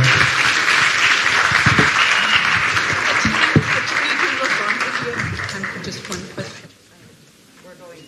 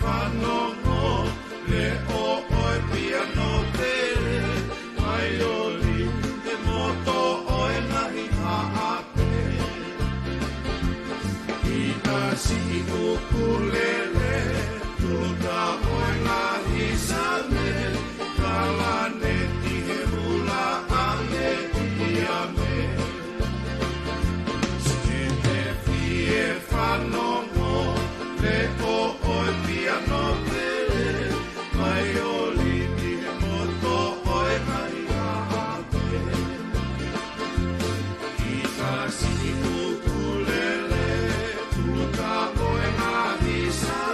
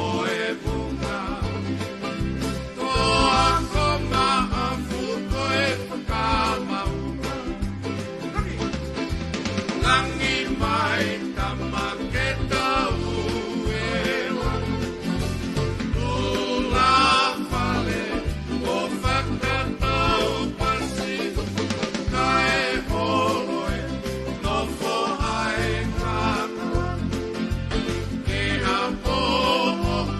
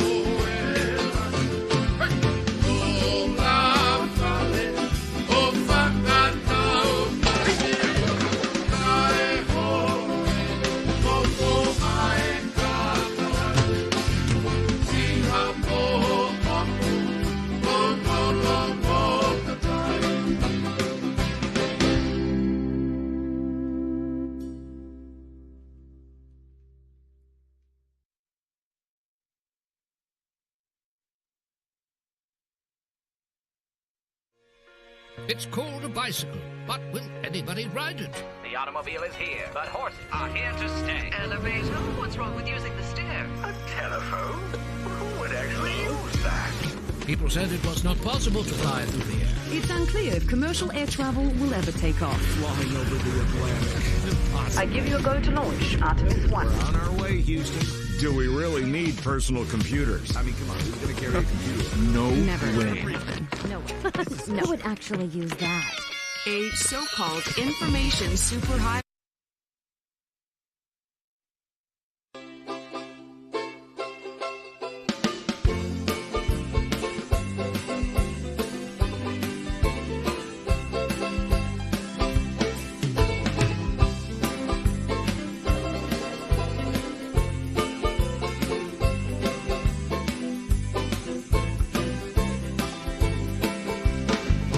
Alguna oculta pasión.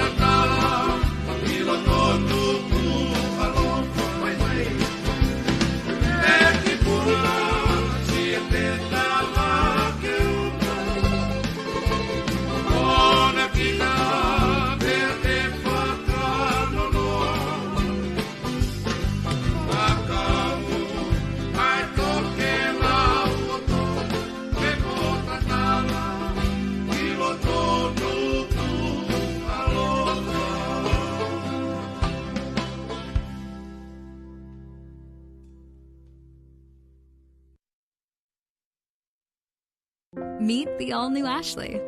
Discover new styles and remodeled stores, offering everything you need to create inspired spaces. From our store.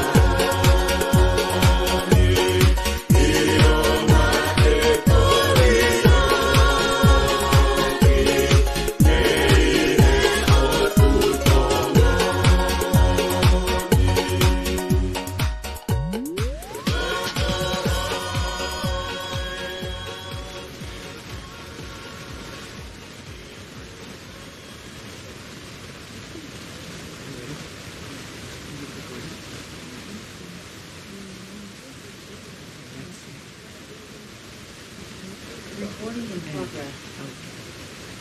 Well, good afternoon, everyone, and welcome to our panel discussion today on the growing threat of racialized disinformation. I'm Anthony Advincula, Media Director at Ethnic Media Services. Thank you for being here with us.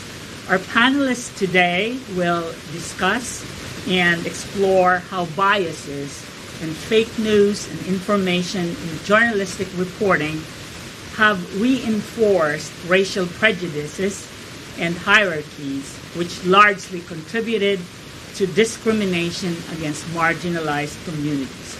Our hope today is that we will end here with a reflection on how ethnic media and our communities can support each other and develop tools for community solidarity.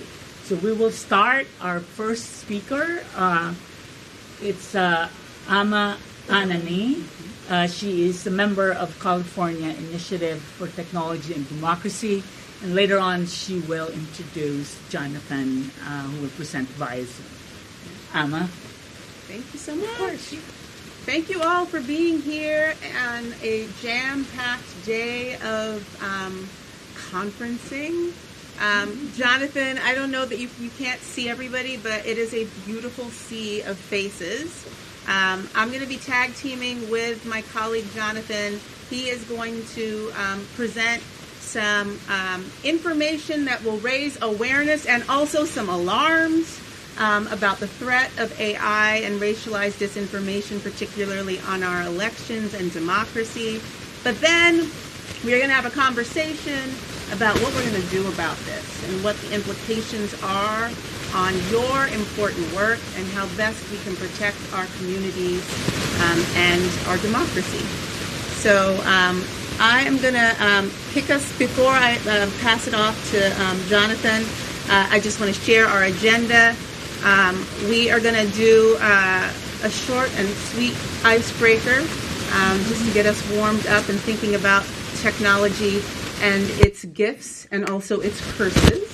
And then I'm going to pass it to my better half, Jonathan, who is going to lead a presentation, then take some of your clarifying questions on the technology, some of the legislative solutions, and then I'm going to facilitate a conversation with you all, the experts, to think about implications on your media work.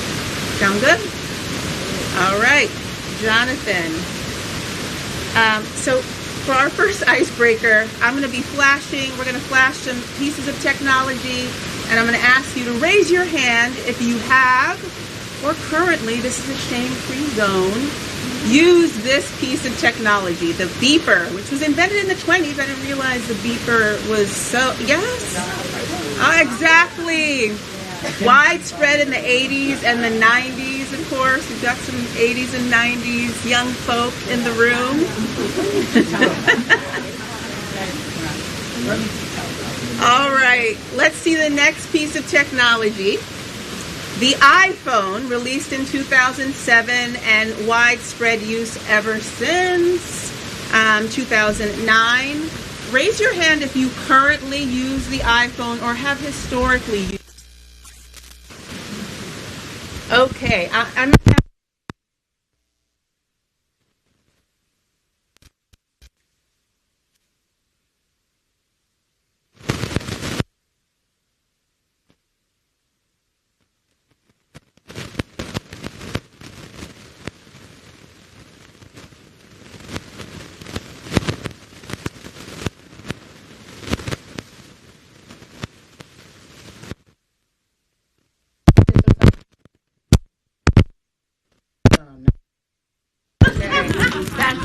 I mean, if something happened and I don't have the phone and they say, okay, what's the number? I couldn't even remember it. And so it actually, the curse is that it takes away our thing.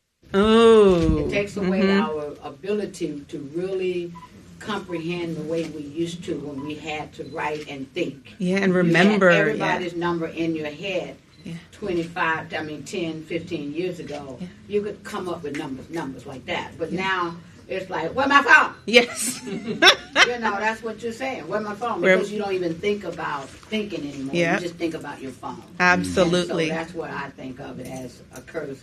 I'm sure there's a lot more, but that's my opinion. Yeah, thank you for sharing that. And what organization are you with? Your name and your organization. I'm Dr. Zervine, Gloria Zervine. I'm the founder and publisher of Pace News newspaper in Los Angeles since 1995. Okay. Hey! All right.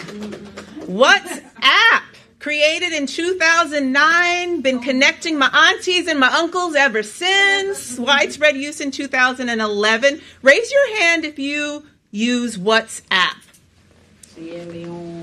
All right. I am going to go to, let's see, fourth row right there in the black. I'm so sorry. Share your name, your organization. Yes, you. And what you see as the greatest gift and the curse of WhatsApp. Hi, everybody. My name is Keshia Hanum. I'm the editor-in-chief of Eastern Standard Times, a publication that services Asia and the Asian diaspora based in New York City. I personally really love WhatsApp because, as you can tell from my weird accent, I'm from everywhere. So I was born in Hong Kong. My mother's Indian, my father's English. I went to school in Australia. Now I live in New York with my fiance and his mate from German family. So, we use WhatsApp all the time. And when I was a kid, we used to have to dial 0011-852-298 and so on and when, and it cost so much money. And now we can text with everybody every day, and it's basically free. Yeah. So I think that's the wonderful thing about WhatsApp. The negative thing is, obviously, as I'm sure you all know well, it's a huge spout of disinformation, particularly in South Asia and other parts of Asia and Africa, which can cause horrible things. So that's something that we try to also report on, and I'm curious about whether there will be more protective mechanisms that are implemented to try and stop that. Yep, we'll get into those. Next, last but certainly not least, we have Facebook, invented in 2004, widespread use since 2006. Raise your hand. Again, this is a shame-free zone. If you currently use Facebook. All right. Let's see. Sir in the baseball cap, tell us your name. Yes. Your organization and what you see as the greatest gift of Facebook and the biggest curse of Facebook on us.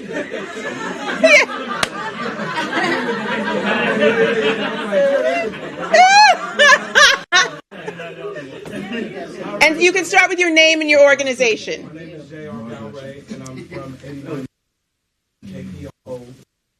Beautiful. Okay. And you said, what is the biggest plus and minus of Facebook? Yes. Biggest plus, I think, similar to WhatsApp, it connects people around the world. Yeah. But it gives you a visual, and you can, be a part of their lives to some extent while not actually being a part of their life. Right. But that's also the bias. Mm. You think you're a part of their life, and you're really not. Watching pictures, and it's kind of I think it in a way further distances us, whereas it makes us closer in some ways, but then it creates distance also because we feel like, oh, you come up on my timeline all the time. I don't need to go visit you. Right. And whereas before it was old fashioned, we knew when we needed to visit. Yeah, it's amazing, right? Creates these connections and these divides and divisions. Yeah. So I'm going to pass it now to my colleague now that we've warmed up to thinking about the gift and the curse of technology. Jonathan, raise our awareness and also some alarms. Thank you so much, Amma, and thank you to Ethnic Media Services and to everyone in attendance today for joining us for this conversation. I'm honored that you would take a piece of your afternoon to hang out and learn and to discuss these critical issues. So I'm honored to be here and thankful for you. So I am the executive director at California Common Cause. We are an organization that works on building a better, healthier, more inclusive democracy in California at the state and the local levels. That means things like fighting for redistricting reform, where we take the power to draw district lines out of the hands of politicians and give it to the community. Working towards money in politics reform, where we take power out of the hands of special interests and millionaire donors and give it to regular folks. We help to pass online voter registration and election day voter registration and automatic voter registration. And despite all the progress and all the work, it is safe to say we still do not have an equal democracy. And in this moment, there are new emerging dangers online that threaten our communities, our voters, and our elections. And so we're going to talk about some of that and talk together about what we can do about it to protect our communities. So we started the California Initiative for Technology and Democracy. We call it CITED for short, in order to be California's leader on these issues. The United States is in the middle of its first ever AI election. AI deepfakes are inundating our political discourse, and sometimes voters don't know what images, what audio, or what video they can trust. There are today easy to access, powerful AI tools that are available to candidates, to conspiracy theorists, to foreign states, and to just regular online trolls who want to deceive voters and undermine trust in our elections. Right? So this can look in a lot of ways. Some of them are real and some of them are imagined. The real ones are come to mind immediately. So Elon Musk just tweeted a fake video of Kamala Harris degrading herself and calling herself a deep state puppet. That was viewed 150 million times in 1 week. There was the fake Joe Biden robocall that before the New Hampshire primary that went to New Hampshire Democrats, urging them in Joe Biden's voice to not vote in that state's primary.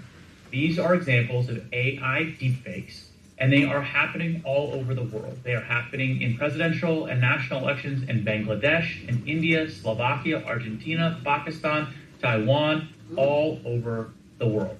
Now, that sounds dangerous, but imagine if it's not targeting candidates like Kamala Harris or Joe Biden, but actually targeting the integrity of our elections, the trust in our elections. Imagine false audio of a county elections official caught on tape, saying that their voting machines have been hacked, or a fake robocall of Governor Newsom going out to millions of Californians telling them that their voting location has changed.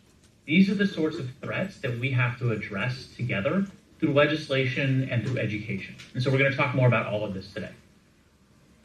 First, let me give you some definitions. So some of you in the room are probably very familiar with AI. Some of you might need a refresher. AI stands for artificial intelligence. That's a broad term for any technology that mimics human intelligence to perform tasks, and it can consume information and learn from it, thus improving its own performance and problem-solving skills over time. And often it can do computational stuff at lightning speed, way faster than a human. So there are really mundane examples and there are really powerful examples. So a mundane example is Netflix's recommendation algorithm. It uses AI to predict what you might want to watch based on things that you've already watched. There's no human being at Netflix's headquarters looking at my movie history and choosing movies for me. It's an AI algorithm that's doing that work. That's a relatively boring example, a mundane example, but here's a powerful one. So wind power can be a critical source of renewable energy. But due to the fact that wind is not constant and wind is not predictable, power stations have historically had a very hard time relying on wind power. Google used its AI system to develop a system of predicting wind using weather forecasts and historical turbine data. And so thanks to this new method using AI, reliable wind power predictions can be made and power grids can plan in advance for wind, making our energy system more comfortable with relying on a renewable resource. Okay? There are plenty of dangers to AI as well. So folks may remember the Tom Cruise movie Minority Report. You can use AI systems to predict where crime is happening or will happen. You can use it to evaluate home loan applications in massive numbers. You can use it to sort through hundreds and hundreds or thousands of applications for public benefits programs and do it in a way that would require one computer or dozens of human employees. All of these situations raise questions of, one, replacing human jobs, and then two, algorithmic bias and discrimination, and whether we can trust AI systems to handle highly sensitive decisions that we typically need the judgment of a human, as frankly as flawed as that judgment may be. We have to figure out if we want to automate these really, really critical, sometimes life or death decisions for folks. Okay, so that's AI. What is generative AI? That's when an AI system generates new digital media following a human prompt, like an image, an audio, video, text. This can be harmless fun. This can be bizarre. It can be artistic. It can be some combination of all of these things. This, for example, is someone went to a online generative AI system and asked for SpongeBob characters in the style of Vincent van Gogh, and it pops out something like this. My partner and I have goofed around using ChatGPT to write fake dating profiles for our friends, to write a rom-com script, and I've used it at work to try to create the first draft of a policy memo. That was terrible, and I do not recommend it. But ChatGPT in these cases is generating entirely new content based on my prompts, and so it's generative AI. Okay, so let's see if folks can determine which of these images is real and which of these images is a generative AI fake, also known as a deep fake. There's two images of Pope Francis. One is real, one is fake. Amma, take it away. So raise your hand if you think the image on the left is the fake image. All right, Jonathan. I would say more than half of the room. Raise your hand if you think the image on the left is the fake image. Oh, no. The right. Sorry, the right. Thank you. All right. Less. Okay. Give the reveal. It's a savvy crowd. The one on the left is a fake image generated using the AI software Midjourney. It went super viral last year because it was so realistic and because it makes the Pope look cool. Okay, so this is a fun example, a silly example perhaps, but there are more serious examples.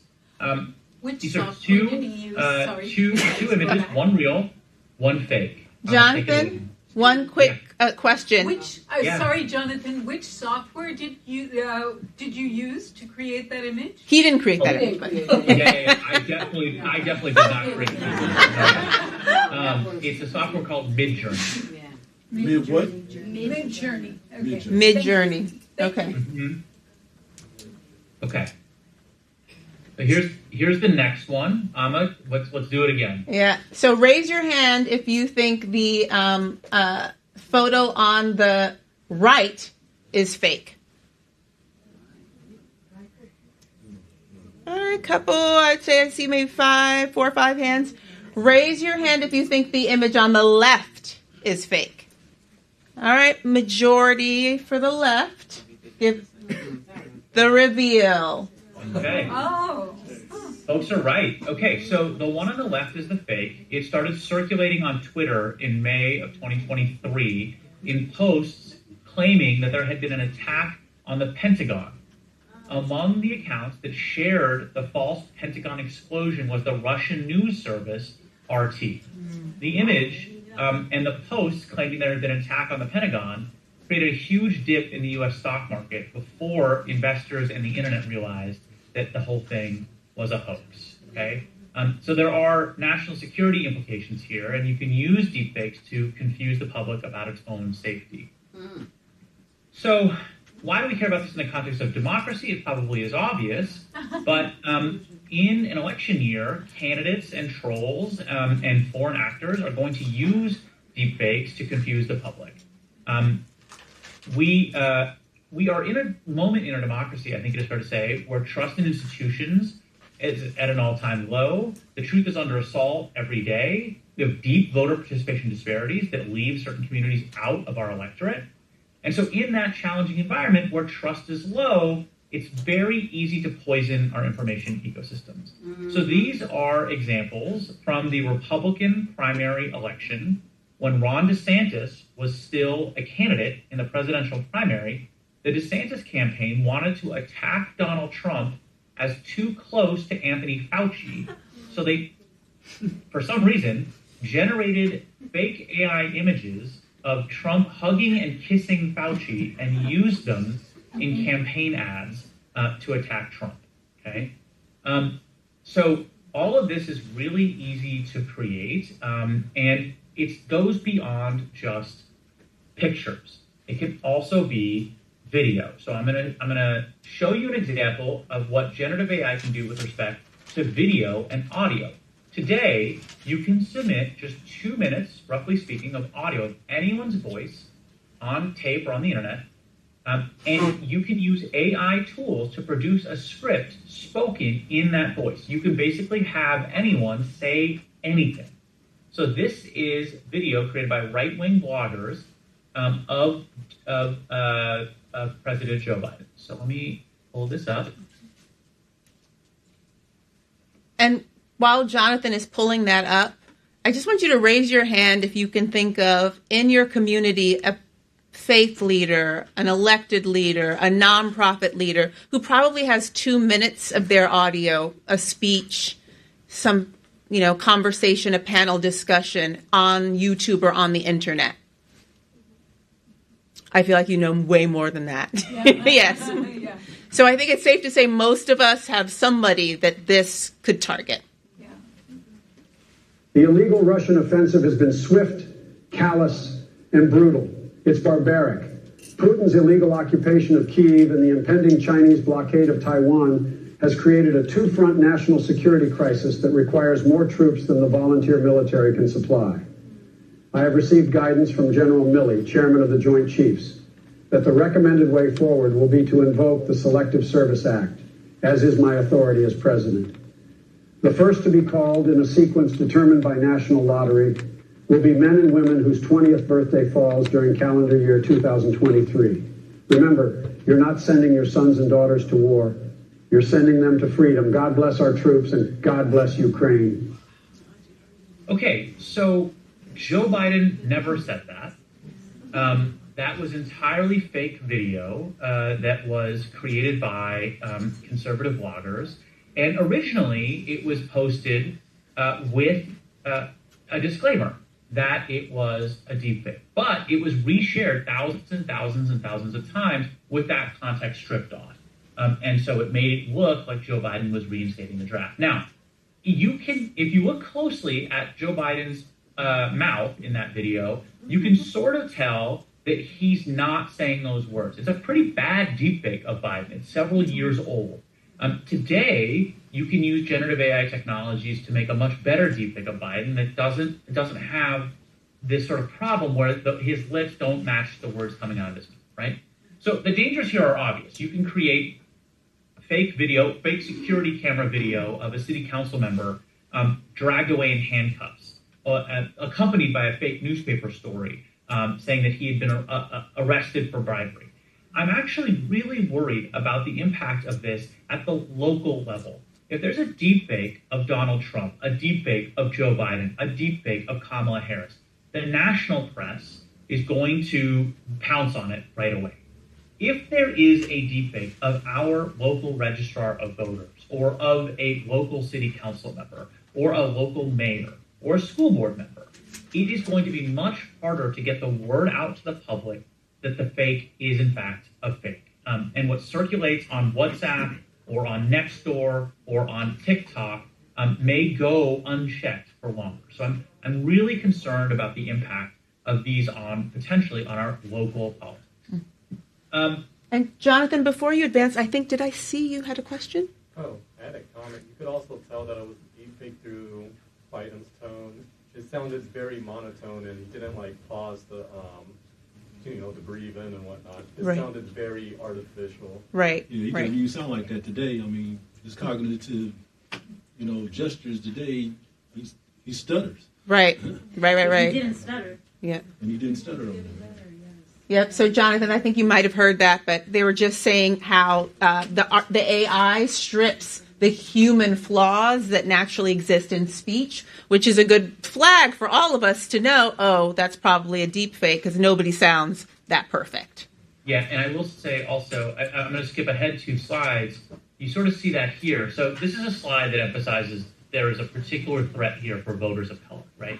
Racialized disinformation is targeting and will continue to target communities of color, immigrant communities, black communities, low-income communities. For centuries, people have targeted our communities for disenfranchisement to make it harder for them to exercise their votes. And basically what's happening now with AI is there are new high-tech ways of doing this. There's new plays in an old playbook. Mm-hmm. So if you go on the internet, there's a whole bunch of deepfakes of Donald Trump hanging out with very enthusiastic black people who are not real at all. Okay, and the reason I bring this up now is because if you look at everybody looks perfect. Like everybody's skin is perfect. Everybody's hair is perfect. Like there isn't a hair out of place on anybody, right? So one of the things that earlier versions of AI would do is that it would make everybody look pristine. And it was and there was almost a cartoonish sheen to folks. And that was one way you could tell that something was a deepfake. I will say though that in recent months, the quality of deepfakes have gotten better and they are doing a better job of representing people's imperfections. And so it's getting harder and harder. And I'm going to talk a minute about what I think the new strategies are for spotting deepfakes. Before I go there, I just want to name this other thing, which is that AI enables people to make websites really, really quickly, like in a matter of minutes. And so the Russians this is a real thing. The Russians have created a network of fake news sites. This is an example of something called the Miami Chronicle, which is not a real newspaper. And they are using these to sort of spread pro-Russian and often anti-Ukraine propaganda in local communities and sort of under the radar. This website is not very good. It doesn't look professional. It doesn't even look real, but they're getting more sophisticated over time. And what happens often is that someone, a right-wing influencer or somebody, takes a story from this, posts it on Facebook or Twitter, and then the post goes viral without anybody clicking through to see, hey, this is a really strange, sparse website. It doesn't look real. Also, I've never heard of the Miami Chronicle before. What is that? Is that a real newspaper? No one does that research, and so the post or the tweet or the whatever goes viral with nobody doing any fact check, right? So okay, I'm going to talk about what we do about all that in a second, but the last thing I'll say is that in this moment, when the problem is peaking, many of the social media platforms are walking away from any responsibility to address it, right? So this is not a deepfake. This is a real Washington Post article, and basically it articulates how many of the social media platforms and many of the tech companies are just not doing enough to hold up their end of the bargain. YouTube, Meta, and X have now all stopped labeling or removing posts that repeat Trump's false claims of the stolen 2020 election. Facebook has fact-checking features that would aid the public. It makes those fact-checking features optional so people can disable them. X has a software tool that allows it to detect organized disinformation campaigns spreading on its platform. X chooses not to use that software tool.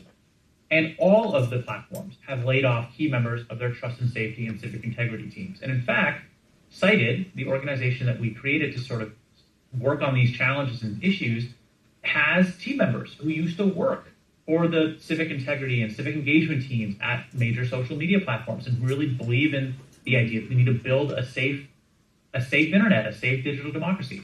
The teams they used to work for have been disbanded, and all of the staff that used to work for them have been laid off. Okay, so in the face of that, whose job is it to protect our communities from these threats? There's two answers that I have, and the conversation over the course of the rest of this session will maybe unearth more. But my first answer is state government. Congress is not acting. Congress is not able to act in our defense or in the defense of our democracy, and so state government is moving to respond.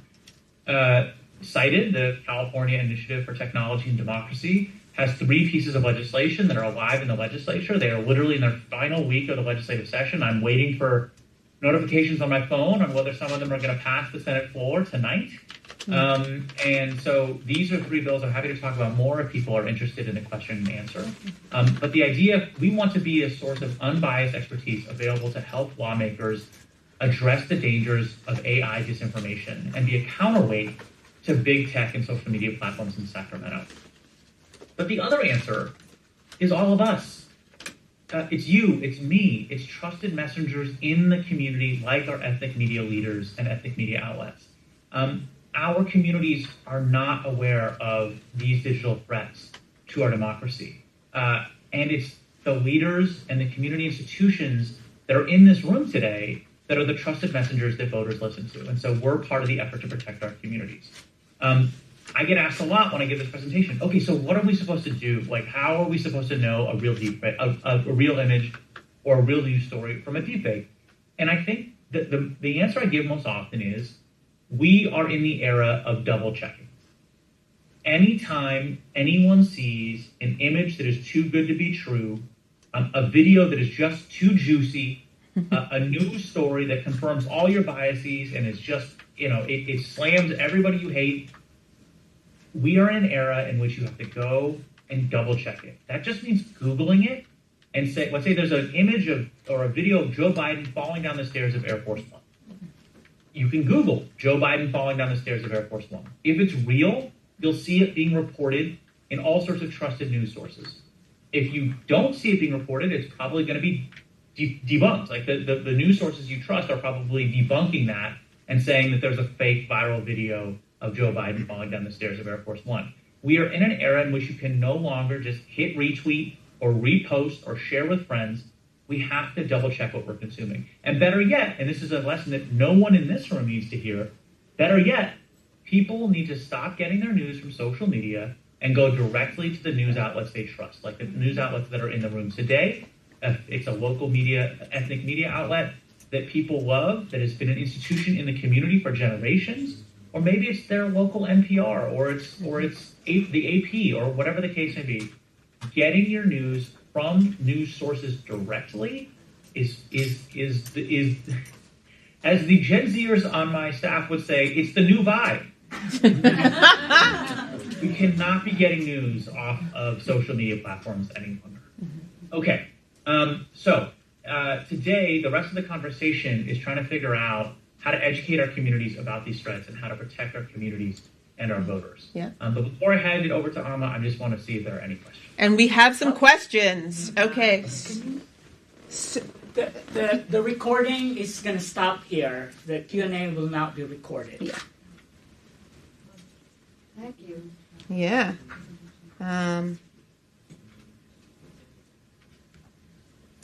Recording stopped. All right, perfect. So I saw your hand first, and then we'll go to you. What's your question? Okay, now I have a second one, but I'll try to be quick. The first one, when you said, Jonathan, the Russians, was it Russian civilians, Russian media, or Russian government? Jonathan, who do you mean by the Russians? Good question. Yeah, I mean, there's increasingly less and less distinction between the Russian government and the Russian media, unfortunately. But in some cases, so the Russian government, it's really interesting if you, just recently, the Department of Justice brought a massive case in which they revealed that the Russian government intelligence agencies had created a network of thousands of social media accounts posing as Americans. And much of the content was AI generated.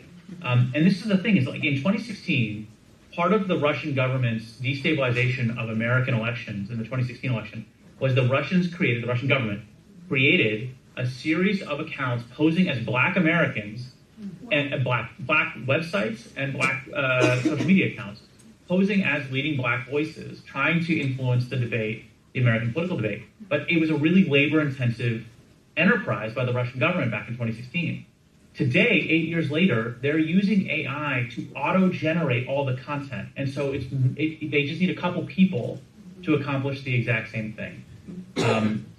Yeah, so it was mostly just wanting me to know exactly which actors rather than an entire country that's a little bit more amorphous. The second thing was my main concern for what deepfakes can affect with my community is when it comes to immigration flags. So we have a... Can I stop? Hold on 1 second. Is this a question? Because we're going to have a discussion about what to do. Yes, that's my question. Okay, go ahead. Sorry, go ahead. Yeah. So we, when we want to alert people that there's an immigration raid happening or that there is an immigration checkpoint somewhere, what we do is we put a timestamp, the address, and a picture of where it is so as not to spread panic and disinformation and have people not leave their houses. Now that pictures are also in question as to whether they're real or not, I have no idea how to solve that problem, how to verify. Perhaps a little bit about what you were saying about you need to have double, triple verification. But that's really difficult to do when people are afraid to leave their homes and double check for themselves. Yeah. So, go ahead. I was going to say, so the question is, beyond what you've already shared, is there any other way we can verify the accuracy of a photo, an image on the website, on a website? Yeah, a couple answers. So first of all, I'm very sympathetic to that challenge.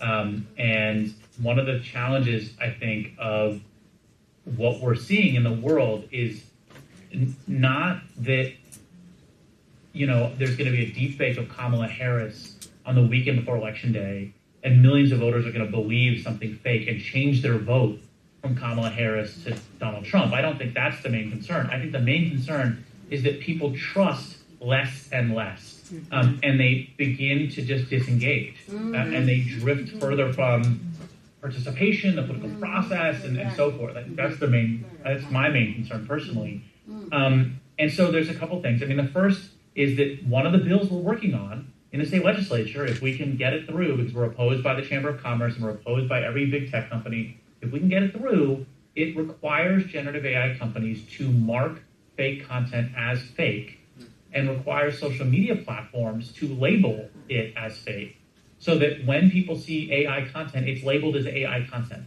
And it also, the bill also would require camera companies, including the cameras on your phone, to give users the option to digitally embed provenance data, saying essentially this is a real photo taken by my phone at this time. And it wouldn't happen for everybody. It would be an opt-in. So like if you're taking photos on your phone and you want to document for the recipients, like, hey, this is a real photo, you can trust it, I took it at this time, at this location, you can embed that data automatically into the photos you're taking. So we'll see if we can get that passed. It would be the first law of its kind in the country. What's the bill called? Sorry? The bill. Bill number. Oh, AB 3211, which I'm hoping will pass the Senate floor tonight. We'll see what happens. But the other answer to your question, and we'll have a sign-in sheet to give you more information about the bills. If you sign up, you'll be able to track the bills and how they're doing. So let's take a couple more.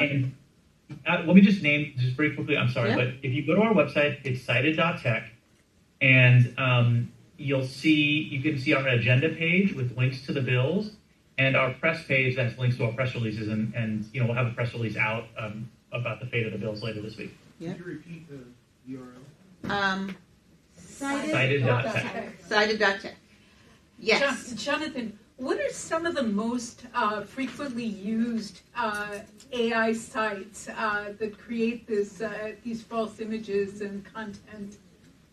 Yeah, so OpenAI is the creator of ChatGPT. So that's the one that is most used for text-based AI, and then Facebook has what's called Llama, and that is very popular. And then there's Midjourney, and then Microsoft's is called. They all have different names, and they've all rebranded because they'll have some sort of horrible incident in which they do something awful, and then they rebrand themselves with a new name. So Microsoft has one called Copilot, and then there's Dolly, which is DALL-E. Adobe has something called Firefly. So, and they're all used for different purposes. And some are used for generating text, AI text. Some are for images. Some are videos, and so forth. Thank you. Yes. Well, recently there was the social media giant Telegram, the owner was arrested for not handing over the internet keys to the back end of his social media site. And yesterday, Mark Zuckerberg came out and said that the Biden and Kamala Harris administration has pressured him and he has worked with it. So when do we know if it's government fakes? And how is there any strategy as to how we know that quote-unquote allied government, like the French that are attacking the social media site, or how do we know when things are fake that are coming from the government and being planted on these social media sites, and it's not just some bad actor, but the government itself? Did you hear that, Jonathan? I did, yeah. So I will say, with respect to Telegram, So Telegram raises a different set of issues. So Telegram is an encrypted messaging app, unlike a public social media site like Twitter or Instagram or TikTok, where anybody can see what's going on, what you post. Telegram is more like WhatsApp or WeChat or something where it's closed networks and systems. And Telegram was being used for horrific stuff, like terrorism recruiting, child sex abuse material, drug sales, and so forth. And everyone knew it for a really long time, and it was surprising, frankly, to many that Telegram was getting away with that for as long as they did, and it was the arrest of the CEO was shocking to many, but also not that surprising to others. In terms of, the government's role in all this stuff, it's very challenging because the government is in some cases trying to push their own agenda. At other times, I think it's been clear that the social media companies, if left to their own devices, are contributing to real problems that have gone unchecked, right? So there is enormous evidence now that social media platforms and the use of our phones has devastating impacts on child mental health and teen mental health in particular, and for teen girls in particular. And so governments are now exploring for the very first time pushing back on social media platforms and trying to find ways to regulate tech.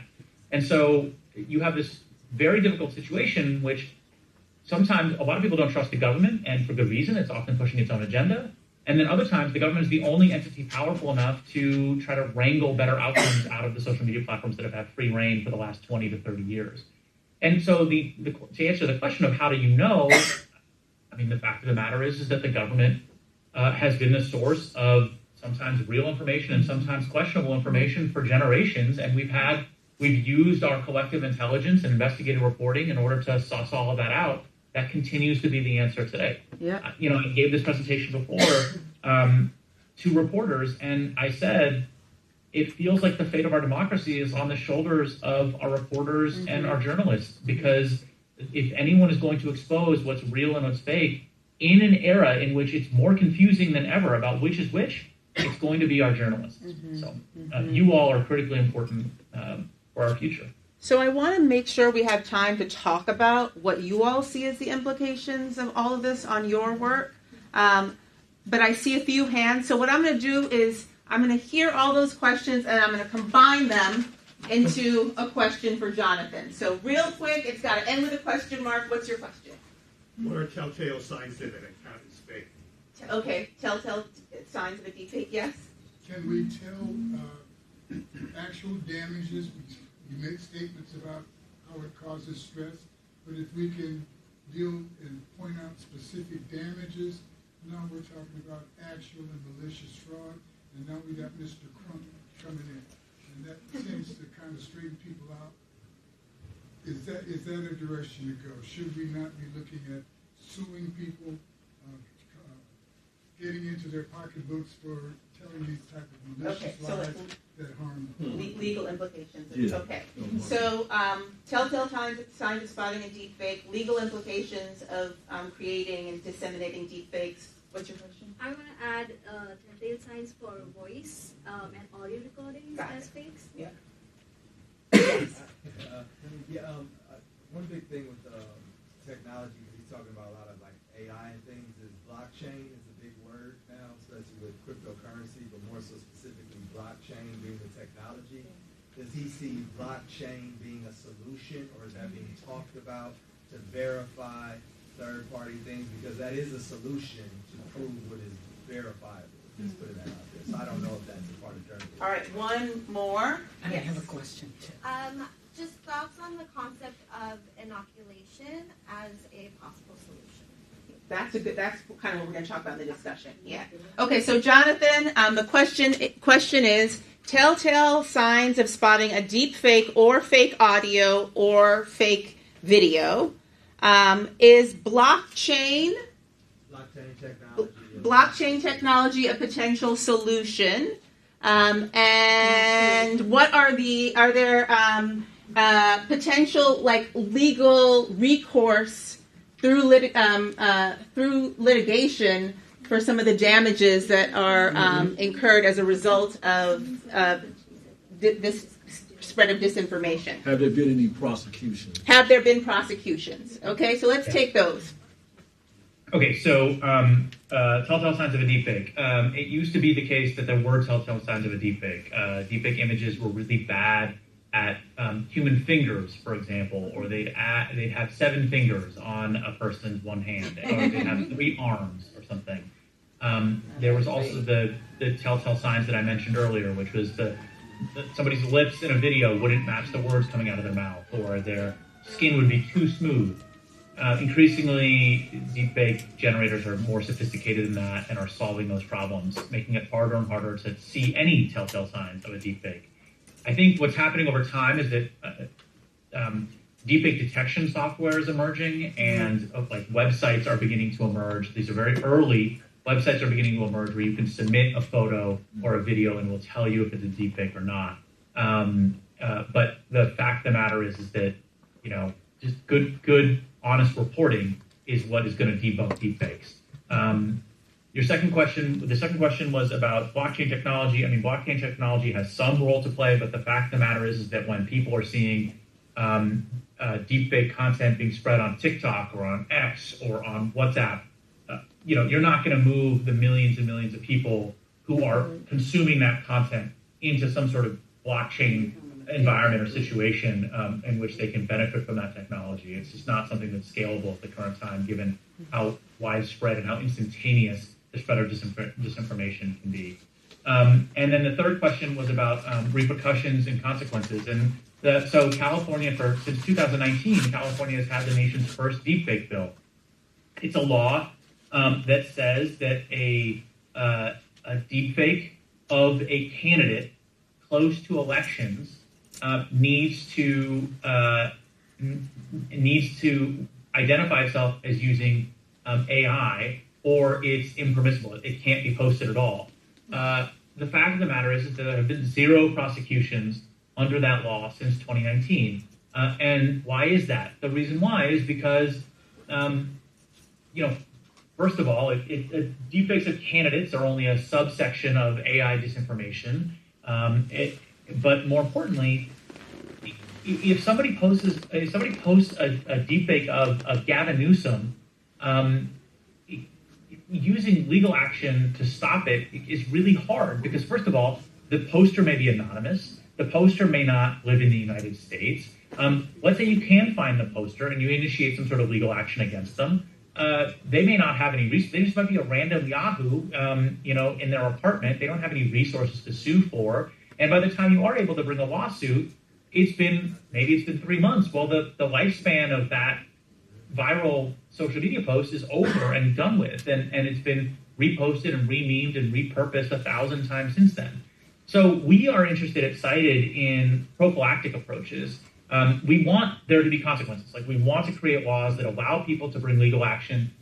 If Elon Musk posts a slanderous deepfake of Kamala Harris or anybody else, there are consequences for that. But at the same time, we really believe that there should be an affirmative, proactive obligation on the part of the social media companies to detect fake content and to either label it or, in some limited cases, to ban it. Because these are platforms that have profited enormously from hosting our democratic discourse over the years.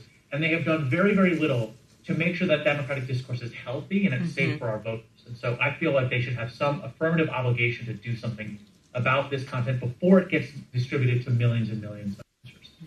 Why can't Musk be prosecuted for the Harris video? Yeah. Good question. Because, great question. Because he claims it was parody or satire, which has First Amendment protections. And so as we're writing bills, it's very, very hard because we have to write it.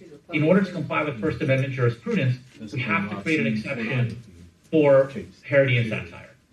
Also, there's an exception for news reporting, right? So if you're writing a news story about a deepfake, you can't be prosecuted for violating a deepfake law. It's just really, really tricky. And one of the bills that we're writing in, one of the bills that we have right in front of on the Senate floor right now, requires that certain deepfakes be banned, but satire and parody be labeled as satire or parody. Now, we think that has some First Amendment concerns, but the governor is very interested in seeing that and having the legal fight, and so we'll see what happens. So the fourth question, has there been anyone prosecuted or none so far?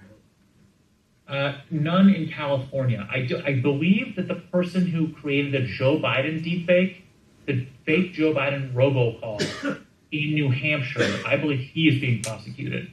But I'm not aware of any prosecutions in California. We just need better laws, and that's what we're working on at Cited. So I want to save the next 10 or so minutes. Jonathan, do you want to take your screen share off?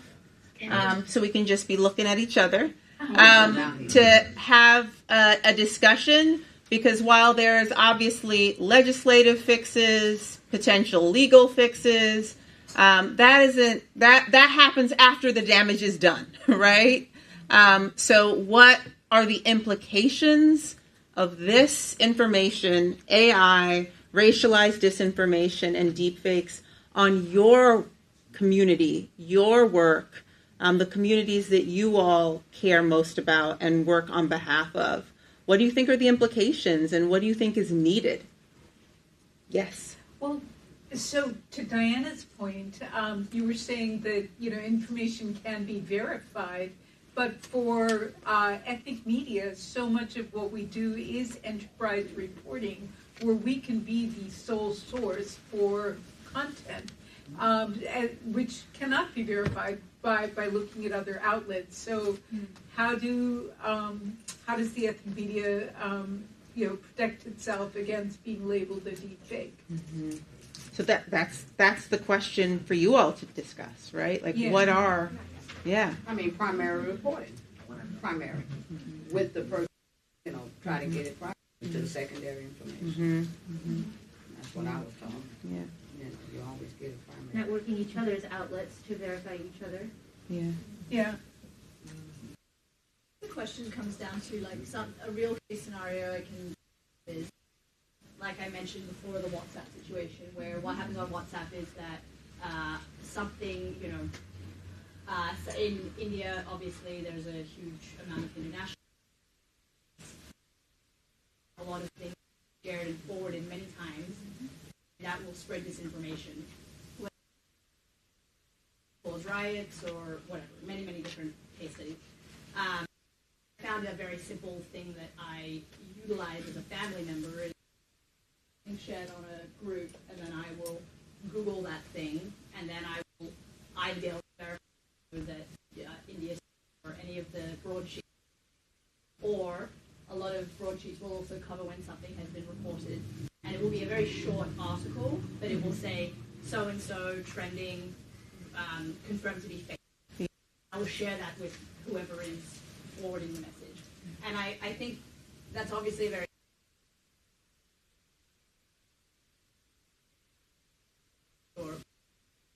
source. I think what's hard is that with so many of us with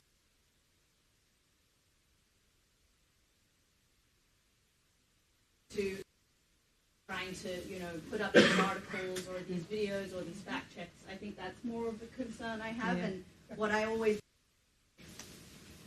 say that the bad guys are being good, meaning, and so, how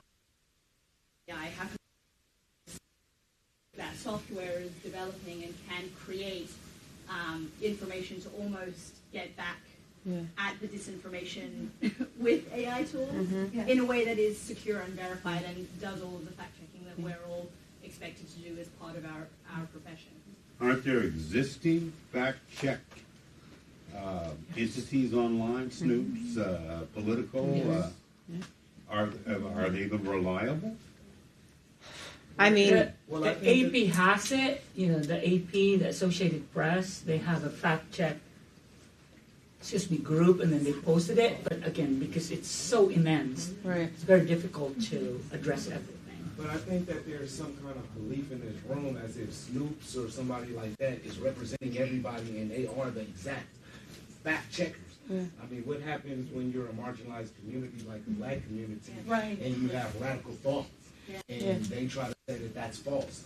So when I hear everybody jumping on the bandwagon of we need the fact checkers, how do we know that this won't turn into a George Orwellian So then, what are the But to turn the question back on you all, right? So then, what does that mean for you, right? What does that mean for you and the kind of work you all do? I wanted to, just raise real quickly the question of like what gets to be newsworthy and then what gets to be fact checked. Like, for example, I brought up the issue of immigration.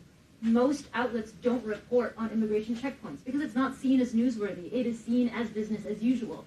We report it independently because we built networks of community, local news outlets.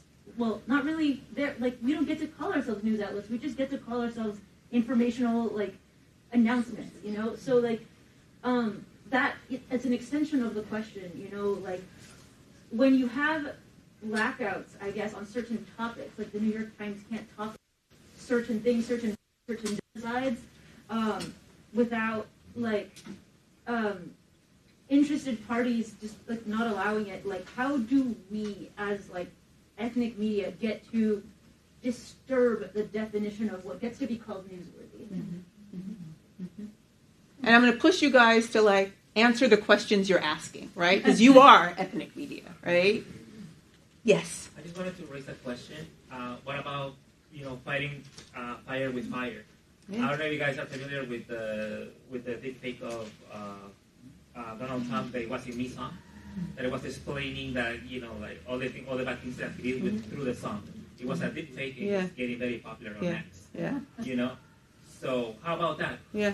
Can we fight fire with fire? If they're doing deep fakes, why don't we also do deep fakes? So this was a question that you, the truth, yeah. telling the truth. This was a question that was raised here that I think is a great question for you all. Like, have you explored the use of this technology to actually disrupt disinformation and spread accurate information, like to spread truth? Yes. Yeah, I think for a lot of the work that I do within Latino communities, which also includes Indigenous and Afro-Latinos as well, is that a lot of these apps like WhatsApp and like Telegram are being used to spread disinformation and misinformation. But also, like, just recently I had to double check a post on Instagram, which typically doesn't do a lot as much as X does on disinformation, but it does spread a lot of misinformation. And I had to check a post that was specifically calling out Black Lives Matter or something. I was about to share it, then I went and double checked it, and it was misinformation rather than disinformation. So there's also a lot of that to contend with. But recently I was a part of a fellowship on disinformation and how to spot it within Latino communities. And what journalists and content creators can do to just kind of prepare our communities for what they're about to encounter. Yes. For instance, an election year, you're going to get a lot of political propaganda, but also a lot of disinformation and misinformation. And so for me, I really liked the concept of inoculation. Yes. As part of that, I know you said you were going to talk about that, but inoculation is almost a guessing game, though. So that can be really heavy sometimes of like... so inoculation is basically like planting a seed for what you might encounter that might be misinformation or disinformation. They do professionals. Basically, like, if it's an election year, it's January, the election is happening in November, so you can take all of January, February, and so on, to kind of plant seeds in potential voters or registered voters, specifically Latino voters, Black voters, Indigenous voters, to kind of prepare them for what type of disinformation they might. So it gets a little bit heady because you're like, well, I don't know what they might encounter. Like, we know what the Republicans might come out with. Sometimes it's hard to tell what the Democrats are going to come out with. So I like the idea, concept of it and planting seeds. So AI tools are being used, but it's hard to predict what kind of information people are going to start looking at until, like you said, it's too late. It's already spread, and now you have to like backtrack and do fact checking. I also just wanted to let the gentleman know who was asking about fact checkers and if they're trustworthy or not. There are a lot of fact checking agencies. I work with one that's Latino specific, and they do both English and Spanish fact checking. But even with fact checkers, it's also a little bit hard. For instance, the Venezuela elections happened, and they were doing fact checking, But some of the fact checking I also found a little bit problematic. And so you kind of just have to, I feel like the entire media industry is kind of contending with fact checking as well. Sorry, what is the fact checker that you're using? Yeah, so the one I work with is called Fact Chequeado.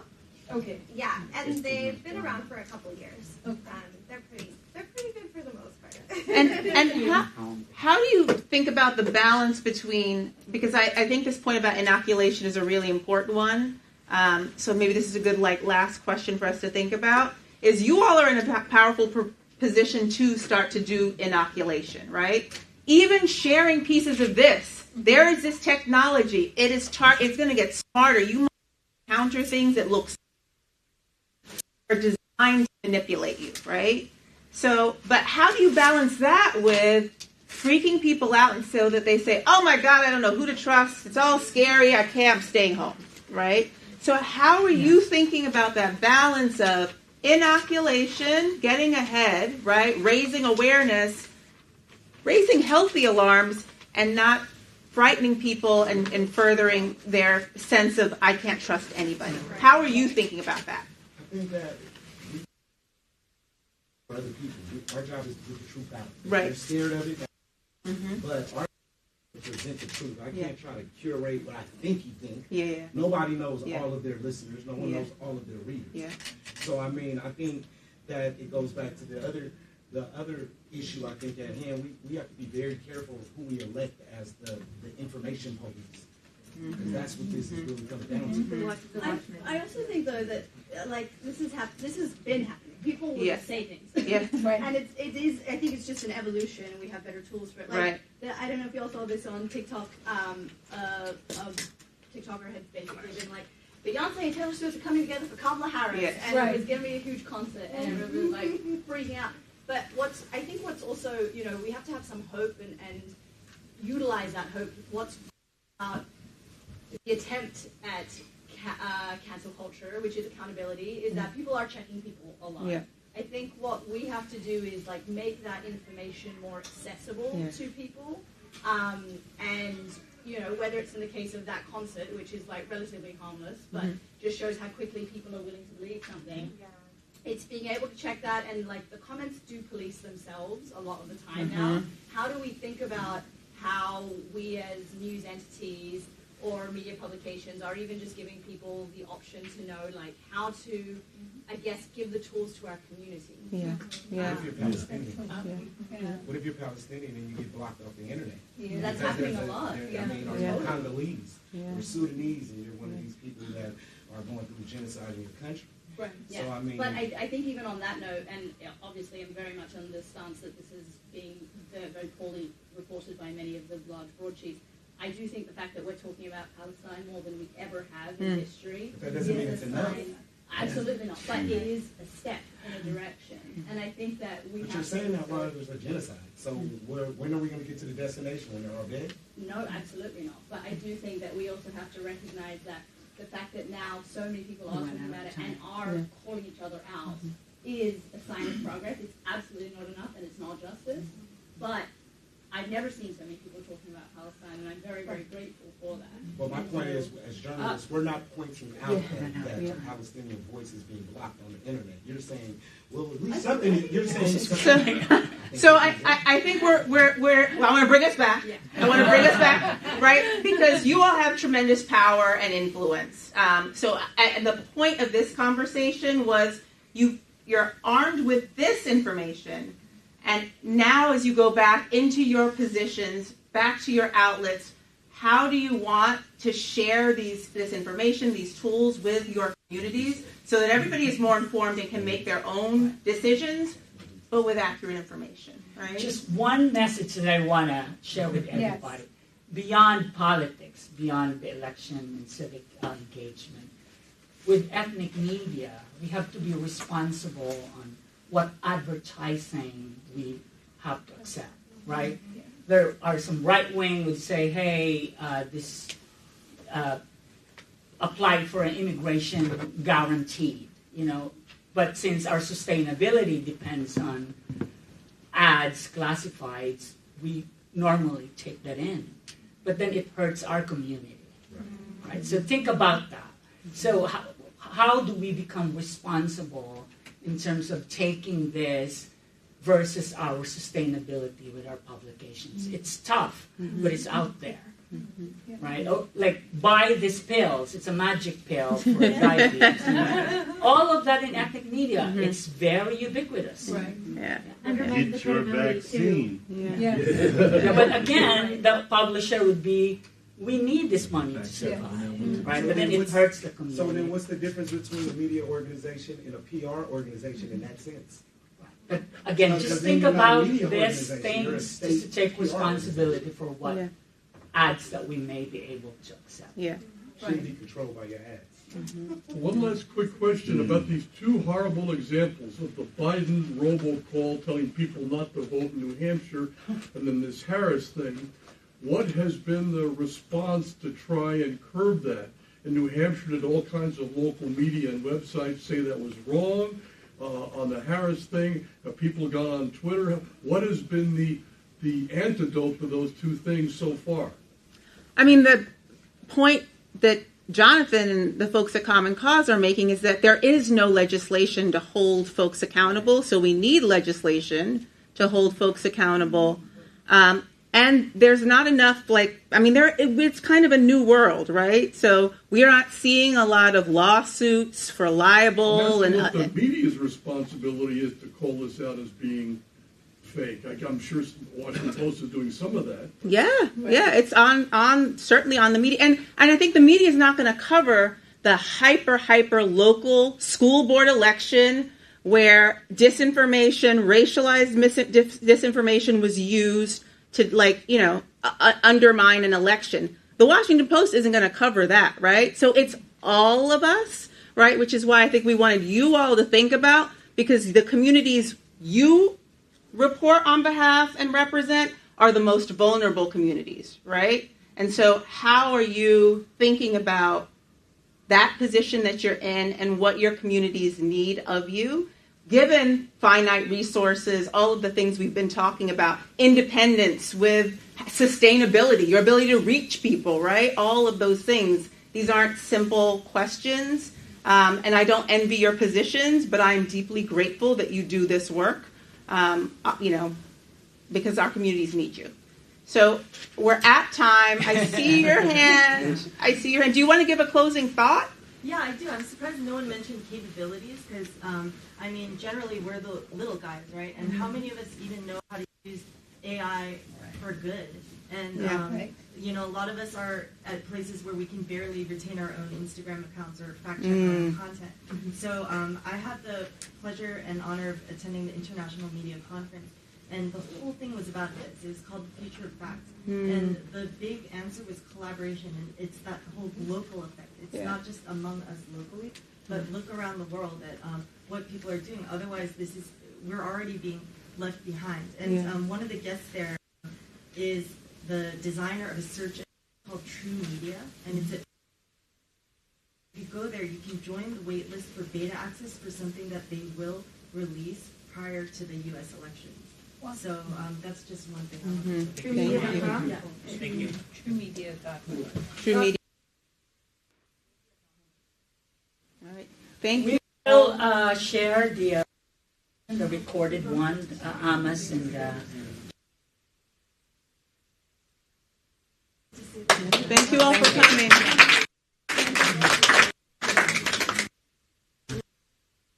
You are wonderful. You have natural